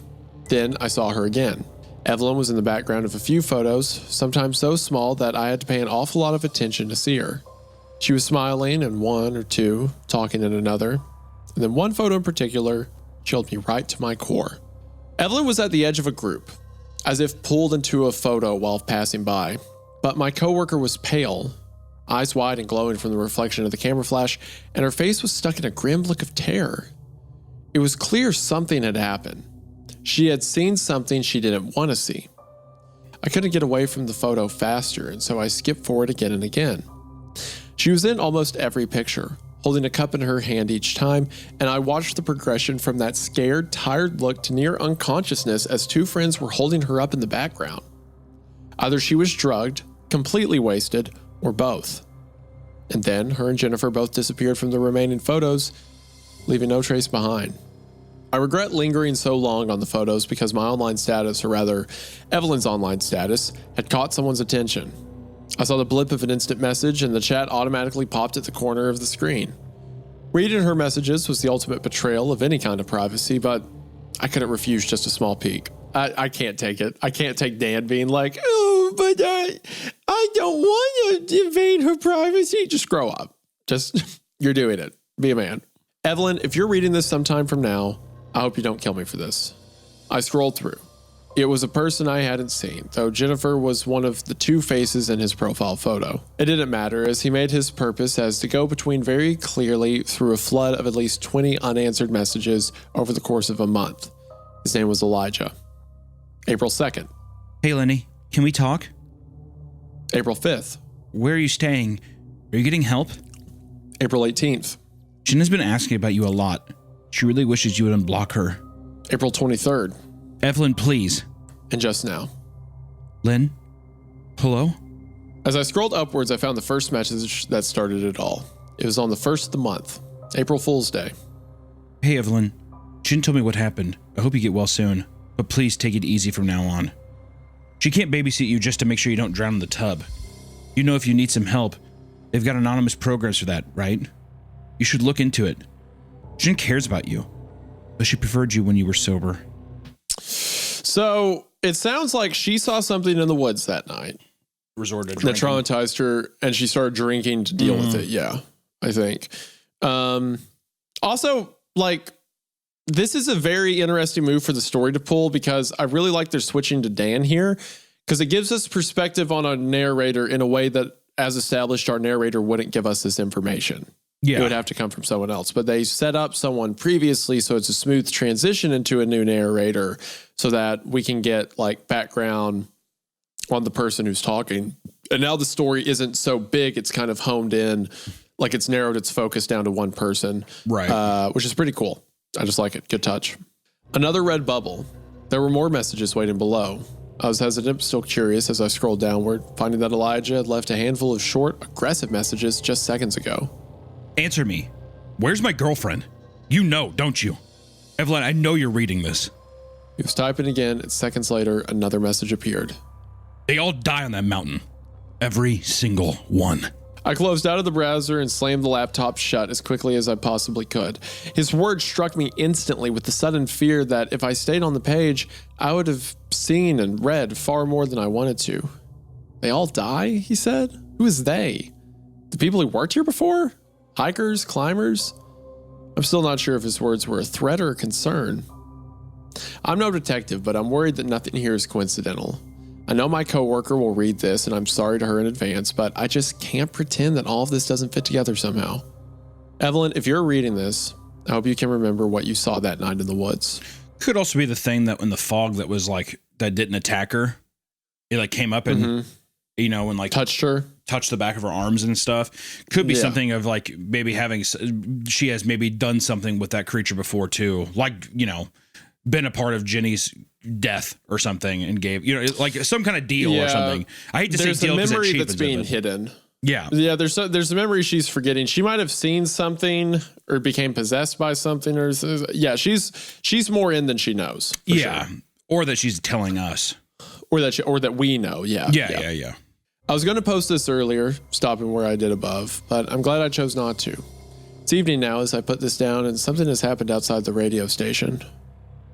I'm realizing the full weight of working around the clock. There's boredom, especially being alone, and a tension that has been putting me on edge. I was fitted for a hearing aid, which I received just a day or two earlier, and somehow being able to hear decently from both ears again made the silence even more daunting. That and I've noticed a faint sting in that ear since I came back to the station. I gave the evening news and prepared for another 30-minute music block. With time to spare and no real interest in trying to hear any muffled bits of music through the headphones, I paced around the room and took a few moments just to peer out the window. With the purple glow from the sunset, I saw something that caught my attention. There was a man out there, standing upright but swaying slowly side to side. Now, I would have been suspicious that this was something unnatural, considering how many times the woods have messed with both our minds, but I recognized him. He worked for a service that brought groceries to the station twice a week. Look who was right. I said that the grocery guy would come back. I mean, that's not really a bear trap or a good call out because of course he'll come back, but I'm still taking those. I take those. He was facing away from me, staring off into the woods. I watched him intently, hoping he didn't take another step. Those last words Jennifer's boyfriend had sent to Evelyn's messenger rang in my head. They all die on that mountain. Every single one. In hindsight, I did the stupidest thing I ever could have done. I went out there. The thing is, I knew it was a bad idea, but 3 people had died in the woods in a matter of days, maybe even hours. I didn't want to witness one more person getting lost and being pulled out in a body bag. I abandoned the broadcast room, running down that long, winding staircase to the exit. It was almost impossible to see it, but a very dim shimmer from the outdoor light led me there. When I whipped open the door and ran outside to tell the man to come back, I saw only one of his feet as he stepped into the darkness between the trees. Already pushing his way through the brush, I was a bit foolish, but I wouldn't say I'm stupid. I didn't follow him into the woods. I yelled at him to come back, but he didn't even seem to register that I was there. Instead, my eyes dropped to the ground where I saw he had dropped a cardboard box. Why would he make a delivery this late at night? As I stooped to pick it up, I heard the crunch of branches and rustle of leaves. I thought it was him, turning back around, realizing his mistake. It wasn't the grocery guy. It was something so much worse. I saw Jennifer walking out of the woods and making a path towards me. Only I'm not sure walking was the right word. Her neck was broken, her back was twisted, and her legs were snapped in directions that made my skin crawl just hearing the sounds her bones made as she moved. One arm was twisted backwards at the shoulder, wrist dangling so loosely I thought it might fall right off. She shambled towards me, putting weight on whatever parts of her legs would support her, but she looked like a dirt-covered marionette being operated by a puppeteer that had no idea what he was doing. There were twigs, dead leaves, and bits of long grass sticking out of her hair and stuffed into her open mouth. The sound she made was unnatural, like breathless gasping mixed with these low, guttural groans. I couldn't even tell if she was looking at me. Her eyes were milky white and her head rolled back and forth loosely on her snapped neck. Without even thinking, I abandoned the box on the ground. Whatever was in there didn't mean a damn thing anymore. I ran back to the bottom of the tower, practically throwing myself into the building before slamming the door behind me and locking it as fast as I could. I peered out the window. It was a mistake. Jennifer was inches away from the door. Her head snapped back to the front so that her face was right there in front of me. I don't know how she got there so quickly, and honestly didn't care. All I wanted in that moment was to get as far away as I could. I ran up the staircase, pure fear and adrenaline pushing me to the top without so much as a second to pause. I didn't care about the grocery guy anymore. Just being locked in the broadcast room was all I wanted. That and the comforting sunlight. It was still so many hours from morning. I locked myself in, getting as far away from that door as I could, avoiding the window for fear that I'd see her shambling up the fire escape, her face I can't get her face out of my head. It's almost midnight as I write this. I just got a call on my cell phone, and I've never been so relieved to hear someone else's voice. When I picked it up, I would have been happy for anyone to answer me. Just another living, breathing human being to talk to. Daniel, are you there? My heart skipped a beat. It was Evelyn. She sounded tired, but it was her voice without a single doubt. Where are you? I asked her, skipping all pleasantries. I think she heard the panic when I spoke. Please tell me you're not in jail. They didn't arrest me. I think they wanted to find a reason to, but I'm coming back. I'll be there before 6. That's all I can promise. I'll catch up to speed when I see you. She must have heard me let out the biggest sigh of breath because her next words sounded concerned. Dan, what's wrong? I'm fine. It was a lie, but my nerves weren't ready to have that discussion. Just be careful and get here safe. I will. Okay. Don't you think that maybe Dan should say something to the effect of, hey, why don't you wait till daylight and not come when your dead friend's body is shoved up against the door to this building right now?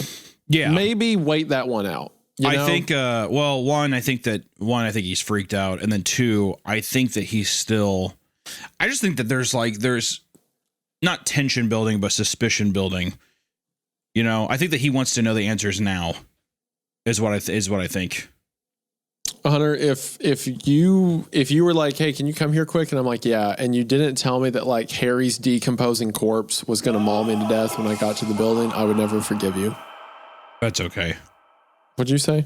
I said, that's okay. Okay. All right. She agreed softly, but I could tell she didn't call just to tell me she was alive and returning. There's a storm coming tomorrow. A really, really shitty one. High winds, lightning, power outages, maybe. She didn't need to explain why that was a reason to worry. There's an impossible pressure keeping control of this place. And still, I didn't even know why this radio station was the center of every weird thing happening in these mountains. All of a sudden, I had a feeling that I hadn't really noticed until just now. I realized how much this job and this place had changed my life. Evelyn? Yes? I spared a glance to the window, relieved but surprised that Jennifer wasn't there. However, I did see a small, unnerving sight. Twigs, long grass, and bits of dead leaves and hair littered the top of the stairwell, making a path down the steps. How long was she standing there before she disappeared? As soon as we get a couple more part-timers, we're taking a vacation. This is Daniel with 104.6 FM, and I've never been so eager for an early morning in my life. End of part 7. You know, that comment at the end, like, we need a vacation. I wish Jennifer broke down that door and ripped him in half. He is definitely not the most he's definitely not the most charismatic guy. I'll give you that. No. I do think I don't know. Which I don't know if I'm being bought in too much, but before we get into 8, I legitimately feel like Evelyn has she's done something bad. I think I'm kind of bought into that. Yeah, she's done something. She did something to someone. Jennifer's spirit or whatever's mad about it. The boyfriend blames her. Or who knows? The police that know about supernatural stuff suspects her for some reason. 100%. Yeah. Who knows? Part 8. Part 8. This is really good. I see why so many people were excited. This feels like a perfect Creepcast story. Like, conversational, language is very... like, it keeps the pace up, keeps itself going easy, fun story, Very, very well written. Yeah. I have so much news to tell, and yet I don't really know where to start. First, let me clarify. This is Evelyn. I returned to the radio station at about 5:45 in the morning. Was it 1 day ago? 2 days ago? I'll be honest. Sometimes I'm not even sure how long I'm here or what day of the week it is anymore. I screamed at Dan for a while and locked him in the bathroom for about 15 minutes before I realized that he was sincerely just trying to be helpful and make sense of things. I still wish he had stayed off my social media, though. Now I'm adding putting a 30-year-old man in timeout onto my list of activities I never thought I'd be doing at the workplace. But while I was gone, I saw, heard, and experienced so much that I have to just sit down and tell you everything from start to finish. Left-right game. That's the story this reminds me of. I was thinking that like the wording of it and the style of the setup is similar to one we've read, Left-Right Game, like how Bristol would have these kind of conversations where she wouldn't dwell too long on how she felt about things. It was mostly action, but it gave insight and stuff. That's what this feels similarly paced to. Oh, nice. The storm is on its way and the lights have flickered a few times already due to the winds. I'm typing this as quickly as I can because, well, I'll be honest, I don't know what will happen after I submit this. When the police picked me up from the radio station, they didn't really give the impression that they were questioning me as a suspect of Jennifer's murder. I was never put in handcuffs. I was never put in a cell, but they didn't want me out of their sights until we had a good, long conversation. However, as soon as we arrived, I was inspected a bit too carefully. As a woman in gloves waved a little flashlight in front of my eyes and told me to strip down to my tank top so they could inspect my arms, I immediately had my suspicions. Did they think I was shooting up the radio station? High out of my mind? It lasted far too long and I had to go through a seemingly unnecessary amount of searches and swabs before I was finally allowed to sit down. All of my items confiscated except for my clothes. When one of the investigators came by to question me in a private room there at the police station, I voiced my concerns. Listen, I'm not a junkie. I told him, perhaps a little bit too aggressively. I thought we were here to talk about my friend. We are. He sat down on the other end of the table. In contrast to my bitterness, he seemed far more concerned than he was watchful or judgmental of me. But due to your exposure, we're going to have to get your permission for a full medical exam before we do any of that. What exposure? He seemed hesitant to explain, but I had a feeling that he couldn't just keep it from me. At the radio station? Is there something dangerous in the air out there? I deserve to know what I'm getting around. The detective shook his head. Nothing like that. I'm not talking about radiation or a gas leak. He folded his hands on the table as he continued. We see a lot of people coming down with illness or sustaining injury outside the town. And while we can't explain it, we've learned to be very thorough when it comes to making sure anyone who spends a considerable amount of time in the woods is safe. I'd only just gotten there, and already I felt confused. I felt as if so much was hidden from me, so much that I wanted to know but wasn't being allowed to understand. The detective didn't say any more, but instead he slid a piece of paper across the table. We need your permission for a full medical examination and an overnight stay. After we're sure you're in decent shape, tomorrow we'll talk about your friend. What was I supposed to do? Refuse? I found it all very strange, but I admit that I was curious how all this fit together with the goings-on at the radio station. It was all seeming like some kind of inside job, or perhaps some knowledge that I hadn't been awarded that everyone else knew about. I allowed them to do the medical exam, taking samples of my blood and basically everything else they could get their hands on. I was questioned a lot about the bruising on my chest, but when they had been assured it was from an honest injury and not some disorder in the blood, I was permitted to get a night's rest before being picked up first thing in the morning. I saw the same investigator, a middle-aged man with dark skin. He had a low voice that sounded nice, but I still couldn't shake this feeling that he wasn't any kind of friend to me. I picked at the glue exposed on the frayed edge of my paper hospital bracelet in an attempt to get it off cleanly, but the residue just collected under my fingernails. Evelyn Faye McKinnon. He wasn't asking, but clarifying. He rifled through a stack of papers, and I found myself growing impatient. You were arrested twice in the last 12 months. DUIs both times. You and your former roommate, Jennifer Cook, were fined one time for domestic disturbance. We had a purely verbal argument. I had just gotten out of the hospital and she started lecturing me about... My point is... The detective spoke with such a piercing tone that I shut my mouth immediately, letting him talk. We had your fingerprints. We matched them to a set of prints on Jennifer Cook's cell phone, which we found a half-mile away from your workplace next to a tree filled with blood. She's like, well, that... I can explain that. Yeah. That definitely isn't what it looks like. I squinted my eyes. Filled was a word I hadn't thought to hear, not unless a tree sap was the subject of conversation. At that point, I think he could sense the question I was about to ask. What do you mean, filled with blood? I mean, the tree was oozing several quarts of blood right from a hole in the center of the trunk. And Jennifer's cell phone, the one with both her and your fingerprints, was found at the base of it. Gave me an icy stare and I was waiting for a question. I was waiting to somehow be blamed. I didn't have anything to do with... Again, he didn't let me finish, but his words both comforted and confused me. Nobody thinks you were the one to hurt her, but we need to know what you saw in there. Anybody, anything you may have witnessed. We received an anonymous tip saying there were 3 bodies in the forest, and clearly, 3 bodies were not discovered. It's very, very important that we find her body, and that we find it soon. The urgency in his voice was somewhat shocking to me. I imagined Jennifer's family would want her remains, but the way he looked at me was almost desperate, as if finding her body was more important than just for the sake of her loved ones. She was in the tree, I explained, though I knew how insane it would sound. stuffed in the center of it. I don't even know how she fit, but her face and one arm were sticking out of it. She was dead.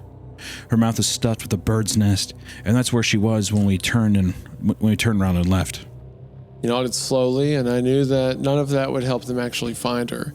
It wasn't as if they hadn't checked the entire area, probably 10 times over by now. Anything else? He asked with a raised eyebrow. Anything strange out there? I found myself hesitating. What kind of strange was he talking about?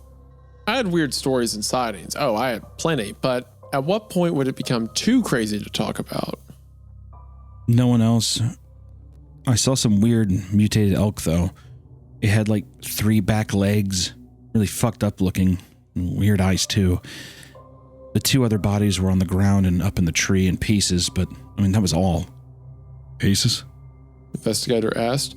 I gave him a quizzical look, wondering how he hadn't known the other 2 people had been split in half. That was a detail that wasn't overlooked so easily. Yes, the man and the woman. They were both cut in half in the middle, and the man's legs and the woman's top half were stuck in the trees, as if they had been, tossed in there. It sounds stupid, but that's exactly what it looked like. He was flipping through his papers again, pulling out photographs and files. I saw only a glimpse, but I recognized the forest floor, grass covered in blood and the colors of the torn fabric of one of the bodies wore. With a sigh, he pulled out a photograph in particular and slid it in front of me on the table. It was the scene, obviously, but the photo had been taken far away enough to show the entirety of the area's surroundings. I grimaced as I saw the faraway shapes of 2 dead individuals and the bloodstained tree, now empty where Jennifer would have been. However, I was surprised to see that the limbs of the other tree were completely and utterly bare. There was no sign that the man's legs nor the woman's head had ever been there. They were there. I saw the woman's body. And her face, what she looked like. As I rattled on, the detective stood from his seat, fished a cell phone out of his pants pocket, dialing a number quickly and turning away from me. He spoke in a hushed voice, but I could still hear him. It sounded urgent. It wasn't her. It wasn't just her. There are 3 of them now. He said, his free hand rubbing at his forehead with his eyes squinting shut in distress. They were obviously moved, but we can't find her.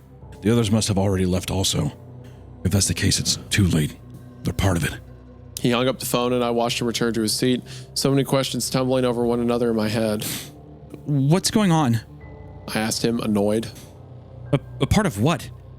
Why are you asking about fucking animals? I thought we were looking for Jennifer. It's all important. You don't need to worry. If it's important, I should know. I work out there. I'm the one giving you all that I know. And what the hell was with the medical exam? What are we in danger of that no one's telling us about? I watched the investigator lean back in his chair, his expression as calm and cold as it was before. He waited for my outburst to end, but the look in his eyes had a sharpness to it that spoke of some reluctance, as if I were asking too much for him. But when I didn't choose to leave, he had no choice but to lean forward and speak. People go missing. Several, sometimes dozens a year on that mountain.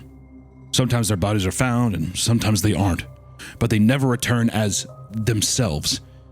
And it's not just the people. We hire rangers to collect any dead animals they find and get them out of those woods, but far too often those rangers don't come back either. I was silent for a long moment, processing his words. None of it was making sense yet. What happens to them then? We can't explain it. He continued, hoarse whisper. But sometimes people have said strange things. They've gone for a walk in the woods and said that they saw a rabbit with one human ear, maybe a bush with fingers growing in a place of a few branches. One time an old woman nearly scared her son to death because she tried to coax a deer out of the forest, saying it had her husband's eyes. Her husband had died collapsing on a woodland trail 1 month earlier. She said he had fused with a deer. I felt sick, thinking of those human eyes. Didn't need to make it up for my imagination at all. That bird, that damn bird, started to wonder whose eyes those were after all. The detective continued. We don't know what's in the air around here making people see this kind of shit.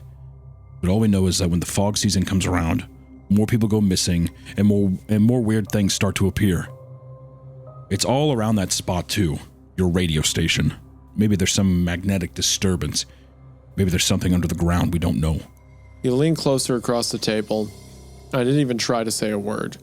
I just stared, exhaling through my lips as he looked me straight in the eyes with a look that was dire. One thing we do need to know, though. In the last 5 years, we've hired 27 different people to speak over that radio.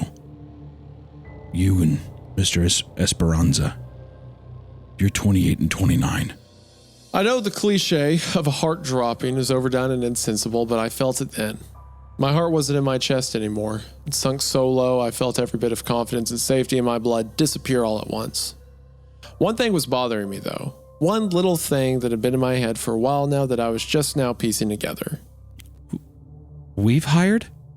Didn't avoid the question, but he took a good long moment to answer. Finally, he shook his head, sinking back down to his chair across from me. The broadcast tower is a lot more than just a radio station. You know that by now.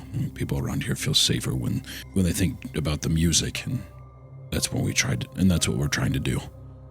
Keeping everyone calm until we know how to get rid of this problem forever. It was making more sense to me now. Why the station was so high off the ground and why it had to be on air at all times. Whatever signal we sent out wasn't there just for people to enjoy. The music was just a mask, covering something that served a more defensive purpose. It was a watchtower. The broadcast station was never for entertainment, but for protection. What would happen if the broadcast just stopped for good? That's with a small hint of fear in my voice. I didn't like to think about it, but I needed to know. The man across from me shrugged his shoulders with a heavy sigh. We don't know, but we never want to find out. The fog has stretched all across the town before, and we think that potentially it could keep going as far as we let it. And whatever's in that fog has been stealing people away. That married couple that went missing the last time it crept into town, well, you saw firsthand what happened to them. And when the fog rolls around the next time, we may be seeing them again. He stood up from his seat, walking around the table, and giving me a heavy pat on the shoulder as I sat there, brain gone to mush. You better get back to your station, number 28. So, I like that scene. I feel like that section did what a lot of stories we read try to do, where they have that scene where the person goes to the investigator or the researcher or the cop, and they have the whole like at the end of the Something's Wrong with Dad story, where it's like, well, I shouldn't be telling you this, but that's a goblin man that came from the ground and blah, blah, blah, you know? Like it's super...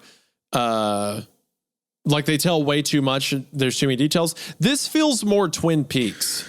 Like she goes down to the station. She's like, what's going on? And the cop's like, honestly, we have no clue. Like we know it has something to do with the fog. We know people disappear and they don't come back. There's a lot of deaths. Could be radio. He doesn't say radioactive. He's like, could be magnetic. Could be a gas. Could be, we have no idea. But we know that this works to prevent it. It's almost like an honesty of, yeah, we're doing our best, whatever that looks like. Yeah, I think that it translates to, it's a good desperation of like people that are just trying to solve a problem that have no idea how to do that. Yeah, it's not like they're, no, well, this is, it's not like she's like, tell me what's going on. And he's like, well, we trapped Cthulhu under the mountain. Yeah, you know? yeah. It's like there's, he's just like, weird stuff's going down. And if you stop what you're doing, it'll get worse. That's all we know. So I do appreciate that. Cause there were like, we got some stuff out of that. Little mentions of like fog shows up, people disappear, they come back. The woman who said she saw her husband's eyes in a deer, which is cool. But it's honestly just, it's almost like just more pieces that we've already seen, more little weird instances happening. So right. I appreciated that. It also makes sense that the police would be in on it. That morning, I took a cab back to the radio station before the sun came up.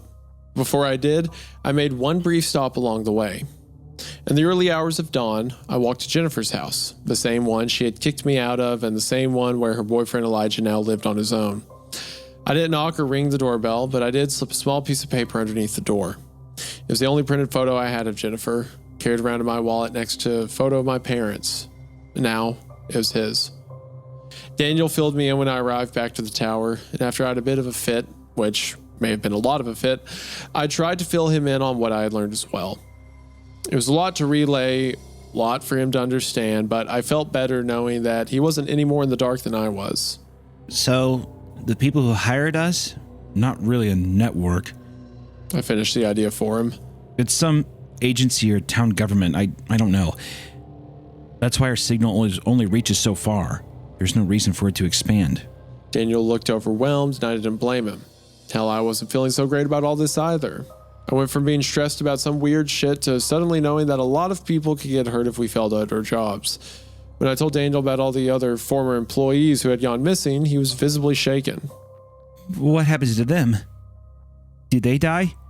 Do they quit? I don't think they quit, Dan. Yeah, Dan. Do you think did they get their benefits? What about, is there a severance package? No, you fucking idiot. Like, what? It's like, I don't think, it's like, Dan, what are you talking about, dude? No one's quitting. We shared a silent, solemn moment between us. We didn't say it, but we were both thinking the same thing. How long would we last? And if we didn't survive, which one would be the first to go? A rumble of thunder interrupted any conversation that may have happened next. Both of us snapped our attention to the window, where the heavy clouds were rolling in across the sky, and the trees furthest in our view had started to sway back and forth from the winds. A flash of lightning cracked through the dim light and was followed by another deep bellow from the sky. That same low, roaring groan that sounded like an angry god. Evelyn, this place has a generator, doesn't it?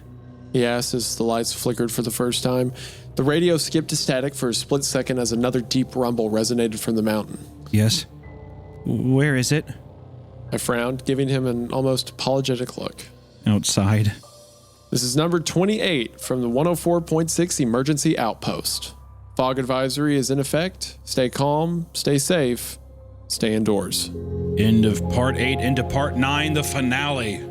The finale. I like the switch at the end, how it goes to like emergency outpost. Yeah. Like now recognizing what it is. Number 28. That's pretty sick. That's pretty cool. Part 9. I understand why this has such fun. Like at the last part, it linked off to r/1046 FM, so it has its own subreddit. And this is totally the kind of story I can see people getting into, writing their own scenarios, characters, stuff like that, you know? Yeah, people could lie about what number they are, too. I'm number 16, or you know what I mean? Yeah. I mean, you could do so much with it. There's so much to run with. There's so much to run from. That too, I guess. All right, well, are you ready for the finale? Let's do it. Part 9. The forest was alive. Even before the fog came, we could see it moving and wriggling with electric energy as the thunder roared overhead and lightning cracked at the top of the mountain. I'll admit for a moment, I actually wondered if a forest fire would be preferable. Obviously, death hadn't been enough to keep Jennifer and countless others from coming back in some form. And so I later decided that setting every strange abomination on fire would only create more dangers for us. I won't beat around the bush. We were scared. We knew enough and had seen enough to know we wouldn't be safe. As the rain poured down and the cables and lines swayed from side to side off the tower, Daniel and I were not only afraid for our own safety, but for everyone else's. This broadcast tower was keeping the town alive. We were keeping the town alive. An alcoholic and a failed theater actor. Who knew? Some would describe this podcast much the same, I would think. I think so. Gladly. Yeah. Gladly. The lights flickered again, prompting the broadcast to turn to static and skip as I scrambled behind the desk to get the sound going again. For mere seconds, the waves would go silent, then spring to life again just as a rumble would vibrate underneath the tower. I noticed Daniel flinch, holding one of his ears just moments after the broadcast came back and static-filled music played again. You hurt? I asked him, but he shook his head, stretching out his jaw. No, my ears won't stop ringing, though. I shrugged it away, imagining all those cliche excuses. It's the weather, the pressure is different up in the mountains, and so on and so on. But he bounced back immediately, marching over to the window to scan his eyes over the dreary-looking forest. It was hard to see much of anything through the rain, but he squinted to make out shapes on the horizon. There's something moving out there. Far away, but it's getting closer. It's hard to see. I didn't need to see for myself to know what he was looking at. In the midst of the rain and the lightning, the fog would still find a way to roll in. After all, it wasn't really a product of the weather at all. It's more of a living thing, rather an amalgamation of all formerly living things on the side of the mountain range. I need you to run an emergency broadcast. I told him as I pushed away from the console and popped up out of my chair.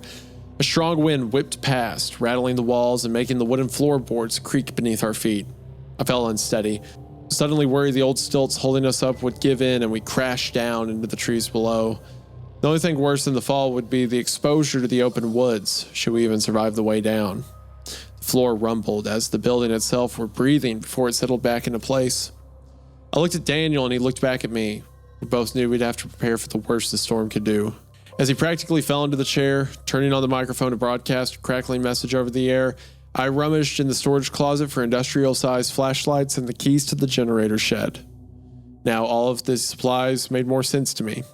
Backpacks, emergency food rations, first aid kits, flares, fire starting kits. This place was never meant to be a radio station. It was most likely a ranger lookout that had been adapted into something capable of a large-scale broadcasting. While knocking things out of my way in search of the keys, I found a pack of walkie-talkies and checked them for batteries.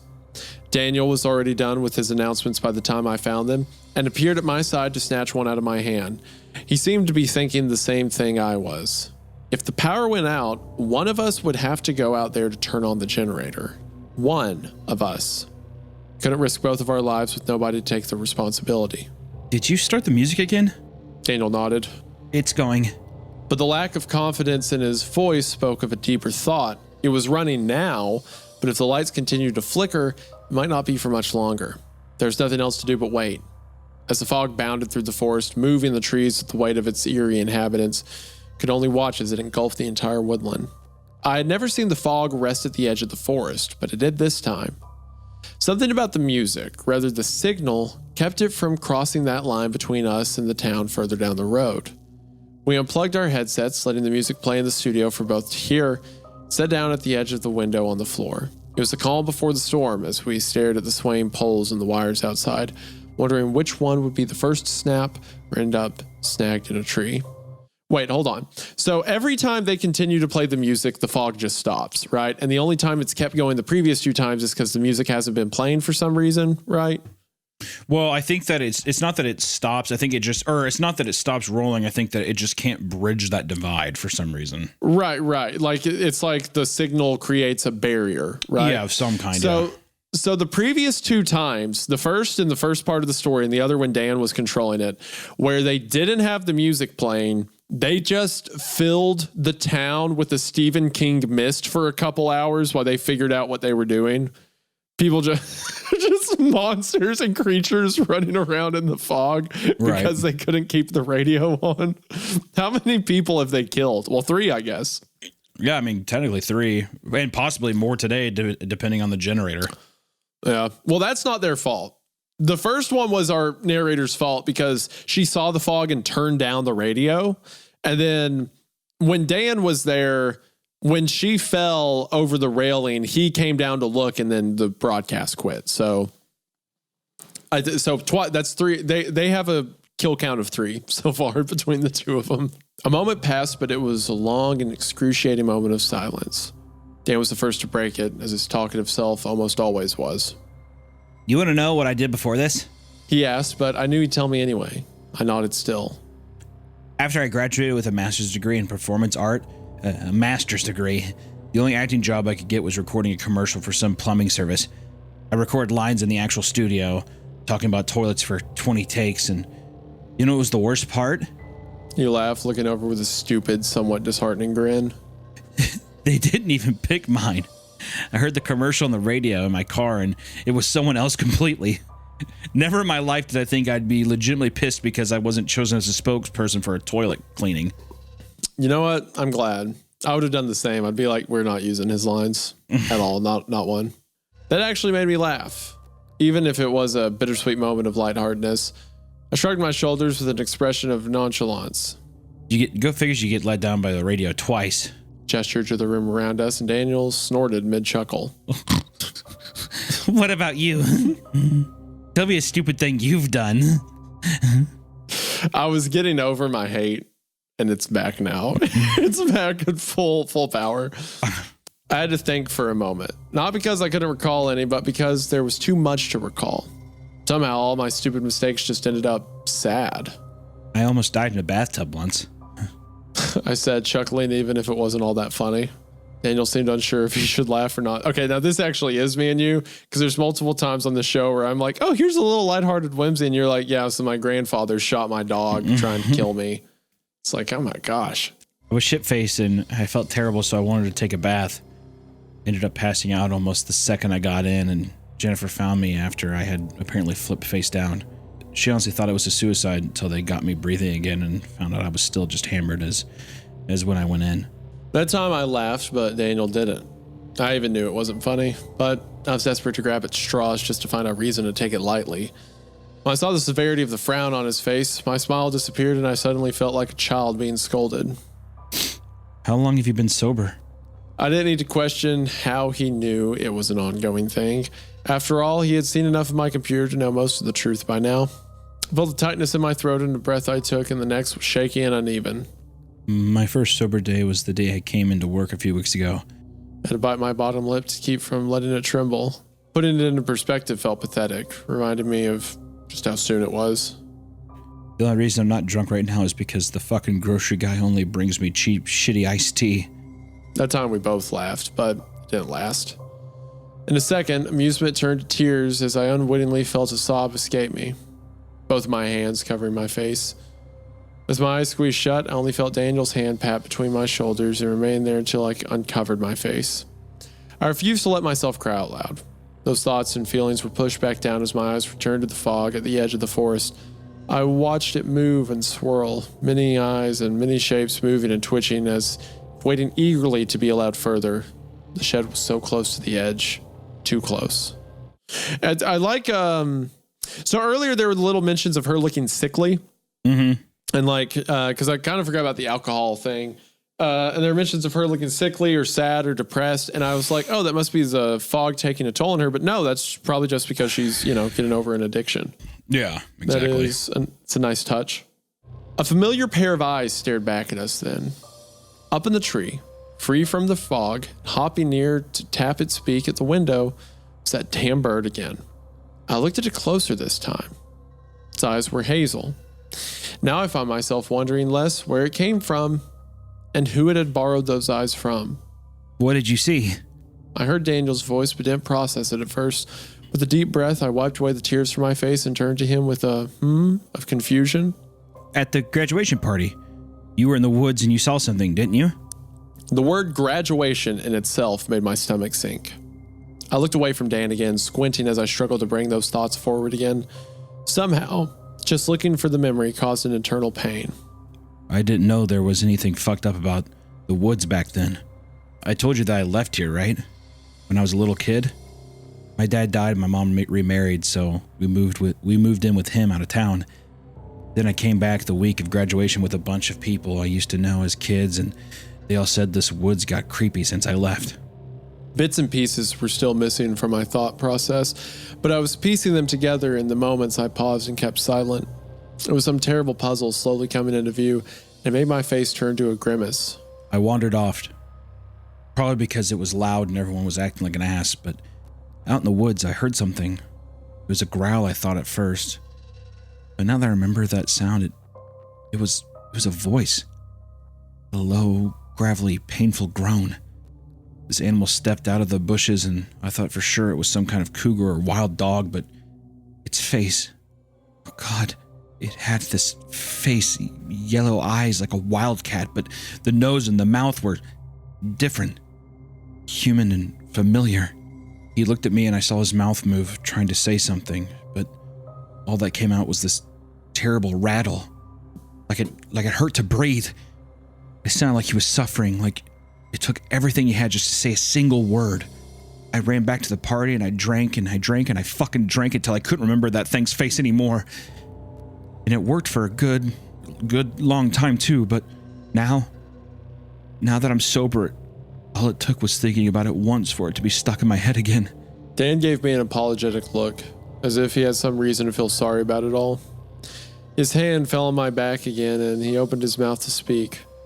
I'm sure it would have been some great words of wisdom or encouragement, but he never had the chance.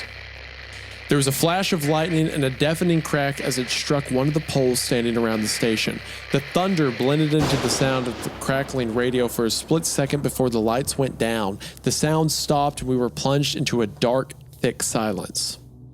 All I could see in the dark were Dan's eyes, illuminated by the flashes of light as he watched the forest edge. The fog twisted and moved in patterns of rolls, tumbling over itself like a living beast as it crawled towards us. It was almost too dark to see, but my eyes could make out blots of shapes inside the fog. Arms, legs, bodies, all of them eager to inhabit the land they had been barred from until now. The mist swirled around the stilts of the tower, creeping upwards before we had a chance to make a split decision. Daniel turned on his walkie-talkie, testing it by holding it up to his mouth. I could hear the crackle of his voice come through fine, even just a few feet apart. I'll let you know when I've got it going, I told him, sternly jumping up to my feet. I was about to push open the fire escape with no hesitation, but I felt a rough hand grab the back of my shirt before I had the chance. Stay in here so you can get the radio going. No, I answered flatly, refusing to follow that order. There was a scowl pulling at the edges of my lips as I glared at him. I wasn't there when you got hurt and I couldn't help Jennifer either. So let me do this. We stared at one another for almost too long, but I could feel him slowly letting go of my shirt. His arm dropped, giving back my freedom to move, and he nodded his head once in silence. Daniel, if you're reading this, you snooping bastard. Thank you. The door took a heavy burst, but I shoved it open and was surprised for a moment when I didn't hear an alarm. Of course, it didn't take long to remember that the power outage had taken everything, not just the lights and the radio signal. The fog was already rising, covering the ground and crawling upwards over the sides of the building. It was only moments before I was trapped inside of it, not sure whether to run for my life or take it slow to stay hidden. There'd been no use. They knew I was there already. I held my flashlight in shaky hands to illuminate the steps of the fire escape. There were no vines, no slimy, mud-covered appendages, and nothing waiting there to trip me. Still, I didn't trust that the fire escape was unoccupied. I could hear a faint clank from the bottom, as if something was trying to pull itself up to the open door behind me. The sound in the fog was maddening. The amalgamates were suffering inside of themselves, parasites eating off of one another and groaning in some constant pain. The ones that didn't moan and cry in their torment were voicing aggressive growls or rattling breaths as they searched through the fog for another living thing to tear apart and add to their collection of stolen bodies. My flashlight caught a glimpse now and again of milky white eyes or the glimmer of rain-soaked skin or fur. I didn't dare look back, but I could hear and feel the crash of weight against the fire escape, as if something was trying to crawl its way up underneath the section as I passed. Once the end of the stairs was in sight, I made it my goal to run to the shed as quickly as possible and lock myself in immediately until the generator would start. The problem would be getting out. My light caught the end of the step, and there I saw what had been making all that noise. A woman's face stared up at me with dead, pale blue eyes. She was dragging herself, her upper body struggling to leave the ground and crawl its way up, as her lower half was weighing her down. This half of a woman, one I remembered seeing sprawled over the branch of a tree, was being engulfed in roots and bark. The living plant her corpse had been fused with pushed itself along the ground, but clumsily, as if it was too heavy and too scattered in its movements to make any progress. Her arms, however, were still moving and capable of grabbing me if I got too close. The worst part was how pleadingly she looked at me, as if the human part of her was begging for a way to get out. I couldn't help but feel that the aggression was fear, but it didn't tug on my heartstrings quite enough to convince me to stop. I jumped over the edge of the stairs, falling only a couple of feet from the ground and making a straight line to the shed. Keys in my pocket jingled and slipped between my fingers as I tried to find the right one, all the while far too aware of every shadow and every glimmer of eyes creeping closer. The fog was too thick to see well. My flashlight only served to show me there was nothing directly in front of my eyes, but it was perhaps a blessing that the creatures hunting in the fog were stuck in it just as much as I was. I still sensed that they knew I was there, searching and struggling to catch anything in their grasp. I even heard the shriek of one, like the sound of a whining animal in pain as it was caught in the clutches of another larger and likely more terrifying beast. I felt the surface of the wood in front of me, whispering words of relief as I padded along the edge of the shed until the door was at my fingertips. A pair of keys were fished from my pocket and my clumsy fingers struggled to swiftly find the one small bit of metal that I needed. Just then I heard a crackle. It was the walkie-talkie connected to my hip, Daniel's voice on the other end. Did you find it yet? I would beat Daniel to death with my bare hands. He's kind of coming in at the worst moment. just sneaking around. That you hear the cries, the shrieking, then it's like, Earth to, hello, it's your best friend, Earth to Captain Tom. Are you there? Just kill him. Be like, just be like, hey everyone, he's up there. Go that way. He asked, but I felt my stomach tie up in knots when his voice rang out over the silence. I wasn't the only one to hear him. Heavy grunts and stomps of feet like hooves digging into the dirt surrounded me. I could hear the shriek of something vaguely avian mixed with a human-like scream and bellowing roars that shook my skull from the inside. I was in a rush to open the door, trying every key as I blindly searched for the right one. Finally, as I prepared to swing the door open, I could feel the vibration in the ground as something heavy and tall landed by my side as if jumping from the tops of the trees. In the blinding fog, I could see brown and gray fur spotted with blood. It smelled like rotten flesh and mold, its joints cracking and groaning as it bent down to my level. I could see its eyes in the periphery of my vision, at least 6 of them, pale, stained with flecks of jaundiced yellow sitting above an elk-like snout. Its antlers scraped the side of the wood with a terrible jaw-clenching sound. I felt a touch to my back and recognized it immediately. The spider-like appendages that had brushed my arms on the last fog weren't the legs of some giant spider, but this thing's fingers. It breathed in, then out with a rattle, and the stench of blood and death was warm against the side of my face. When I told Daniel that almost drowning in a bathtub was the stupidest thing I had done, I meant it. It was the stupidest thing I had done yet. But this day, I changed all of that. I threw the shed door open, stepping out of the way to let the heavy wooden plank hit the hulking beast beside directly in the nose. Moving quicker than I ever had in my life, I slipped into the shed and jammed the door shut behind me, locking it up tight and throwing anything I could find in front of it as I heard the beast bellow more in annoyance than in pain. My light shone on the generator, but this thing's so big it's just going to lift the shed off the ground. Well, yeah, it's huge, right? Just hurl her into the next area code. I threw, which by the way, like good action scene, all that. The monster design sounds sick. Yeah, like amalgamations of eyes on like a head, and like the woman whose upper half is mixed with the tree she was in and stuff. Very cool. Yeah, I love the like very. I like that it's a mixture of the Force itself. Like that's just a lot of fun. Mm-hmm. My light shone on the generator, but I had to work quickly. I felt a tremble in the floor as whatever stood outside knocked against the door so roughly that it caused dust and debris to fly into the air. I fumbled with a can of oil, spilling a bit onto my shoes and my pants, but still managing to fill the machine as the thing outside rounded the edge of the shed in only 2 large steps. It pounded on the roof, big enough and powerful enough to cause the wooden beams above my head to crack bit by bit. I threw the nearly empty oil cans to the side and tried to find every button and switch in order before the ceiling collapsed under the weight of that thing's fists.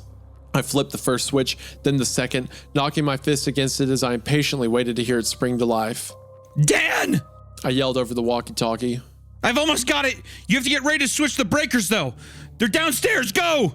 I heard his voice, but it was muffled, and his words weren't making sense over the endless crackle. God, I hoped he heard me. I felt a pain in the back of my head as a bit of wood from the ceiling fell with another forceful hit.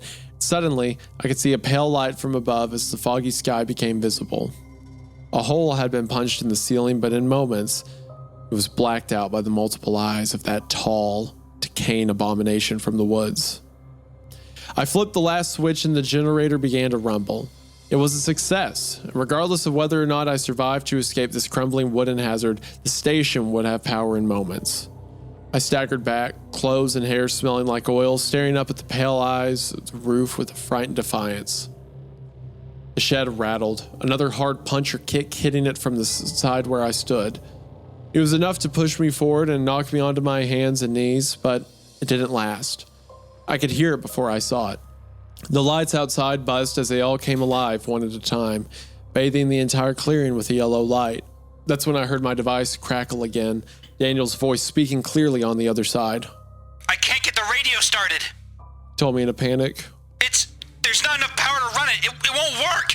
It seemed like a failure at first, but then I remembered that stupid, laminated piece of paper I had been staring at for the last month on my desk.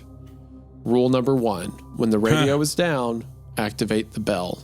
Oh, I completely forgot about that. Same. Wow. Good callback. I was only pissed that he'd be the one to push it after that button had been tempting me since my first day. See the button on the wall? The one behind the case? Push it. I shouted back to him sternly. Don't hesitate, just push it. I could hear him on the other end, fiddling with the case before he did exactly as I said. The next thing I heard was surprising. Nothing. Didn't hear a damn thing. At least not from the speakers on top of the radio tower. Instead, I heard Dan let out a pained yell and fumble around the room before a small mechanical whine and a clatter followed. Later, I would learn what that was. It was Dan throwing his hearing aid across the room. It'd be really funny if he hits it and it just explodes. Like, just nukes the whole site. The creatures outside didn't disappear. Rather, they became noisy in their pained and agitated sounds, rumbling past and dragging themselves away in any way they could. They were retreating to the forest, bothered by some sound that my ears couldn't pick up. A drone, perhaps too high or too low for my ears to hear, was driving them off. The bell, just like every other tool around here, was solely there to control them all along, or rather, to control the forest itself. My eyes disappeared from the hole in the ceiling, and I could hear the hulking creature above me slowly stomp away, resigning itself to return to the mountain. My legs felt like jelly and my head was pounding, but I still managed to find the door and push my way out into the fresh air again, just as a glimpse of a giant, mud-covered hoof disappeared into the tree line. Daniel had propped open the fire escape when I came back, slowly and exhaustively forcing my way to the top. The lights were on, the radio was off, but we were safe for the time being. The first thing my coworker did was pull me into a hug, lifting me a few inches off the ground and saying these profound, thoughtful words to me. You smell like petroleum. I wish I could say that was the last time anything weird has happened here, but as you can guess, a day or two has passed and everything is still bullshit. The sink doesn't cry anymore, but we still get some weird calls, and Dan told me that it rained pebbles the other day. I told him I was pissed off that he didn't collect any for me, like a baby otter. I'm sure things will always be weird around here, and there will always be some story to tell. For now, I think I'm going to focus on doing my job and lasting a bit longer than employees 1 through 27. But I'm sure if you don't hear from me, Dan will be sneaking on my laptop again someday. And I could change my password, but nah. This is Evelyn at the 104.6 Emergency Broadcast Station. And in case you were wondering, that bird's still out there. Daniel decided to name it Bartholomew. I hate Bartholomew. And that is end of season 1 of... Kind of. It's into the part 1, because season 1's technically the other parts and stuff, so it's end of our season 1. End of the big first part of Accounts from a Lonely Broadcast Station. You know what I liked about this first rundown of like quote unquote season 1, blah blah blah, is that you got a run through of every rule. Like, I thought that was kind of nice. Yep. It wasn't like a glaring like, remember rule 2. It was like only the one time when it's like, oh fuck yeah, the bell. Like I thought that was I forgot about it until the end. Yeah, that worked really well. I always like these stories, like the Voodoo Shop, Tales from a Gas Station, all that stuff, where it's these little excerpts where it's not necessarily like a full encompassing story, but little vignettes of somebody's time in this thing. Like, I'm glad it didn't, I'm glad that this season didn't end with like, they killed the thing that was in the thing. They figured it out. There was no big win mystery or like moment of like, and we saved the city, kind of thing. I will say that I like how it was written in such a way where, like you said, it never gave too much, but it kept calling back and making references to stuff mentioned earlier. And then I feel like that was a pretty good account from the broadcast station, because then I'm reading the stuff that Kel Byron has written afterwards. The future parts go to like different perspectives within the small town or like different things around the radio station and stuff like that. So it's like, okay, we've told a pretty good story there. Now we can kind of look at it. Because I was going to say before I saw that, The one thing I wish we got was maybe some more stuff about what's life like in the town, or like what about one of the hikers? What do they see stuff? But it seems like the other accounts give that. My immediate first thing was I would love like just one part. It doesn't need to be a huge thing, but if one of the parts was just the guy that delivers the groceries. Yeah. Like that'd be a lot of fun, which I'm sure there is something out there for that. And I'm glad that there's more to it as well. But I can see how people can latch onto this and be like, oh yeah, I'm number this or that. And you can kind of like make your own if you wanted to. It really leaves it open. And I think that's what Windingus or is it Kale? What's their name again? It is Kel Byron. Yeah. Kel Byron. That's one thing I think Kel did really good is create a universe where it's just like they are writing this specific thing, but it's very easy to jump in. And I think with this kind of format of like internet open writing and creepypasta, it's fun whenever it's an idea that, you know, anybody can just kind of hop in and you kind of understand the rules and you can kind of just make whatever amalgamation into the woods or put your own kind of stuff into it. Because we got a lot of also so much like fun little vignettes, like the guy that delivered groceries. It's just like, yeah, there's just a guy that carries stuff out here. Think about all the stuff he's seen. And we see him once and that's it. And there's little moments like that. There's so much you could go with, but it's just like, no, for this first part, we're just sticking with these two characters. This is our story. And there will be more about those other people later.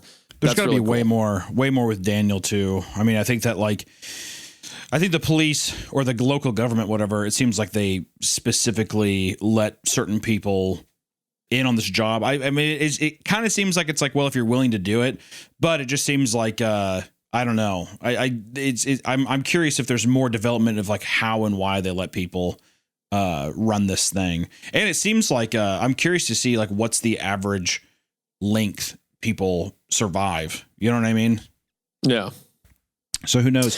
All in all, really fun story though. I would really, really highly urge people to go and just get some of the physical books. I mean, like we read this parts 1 through 9.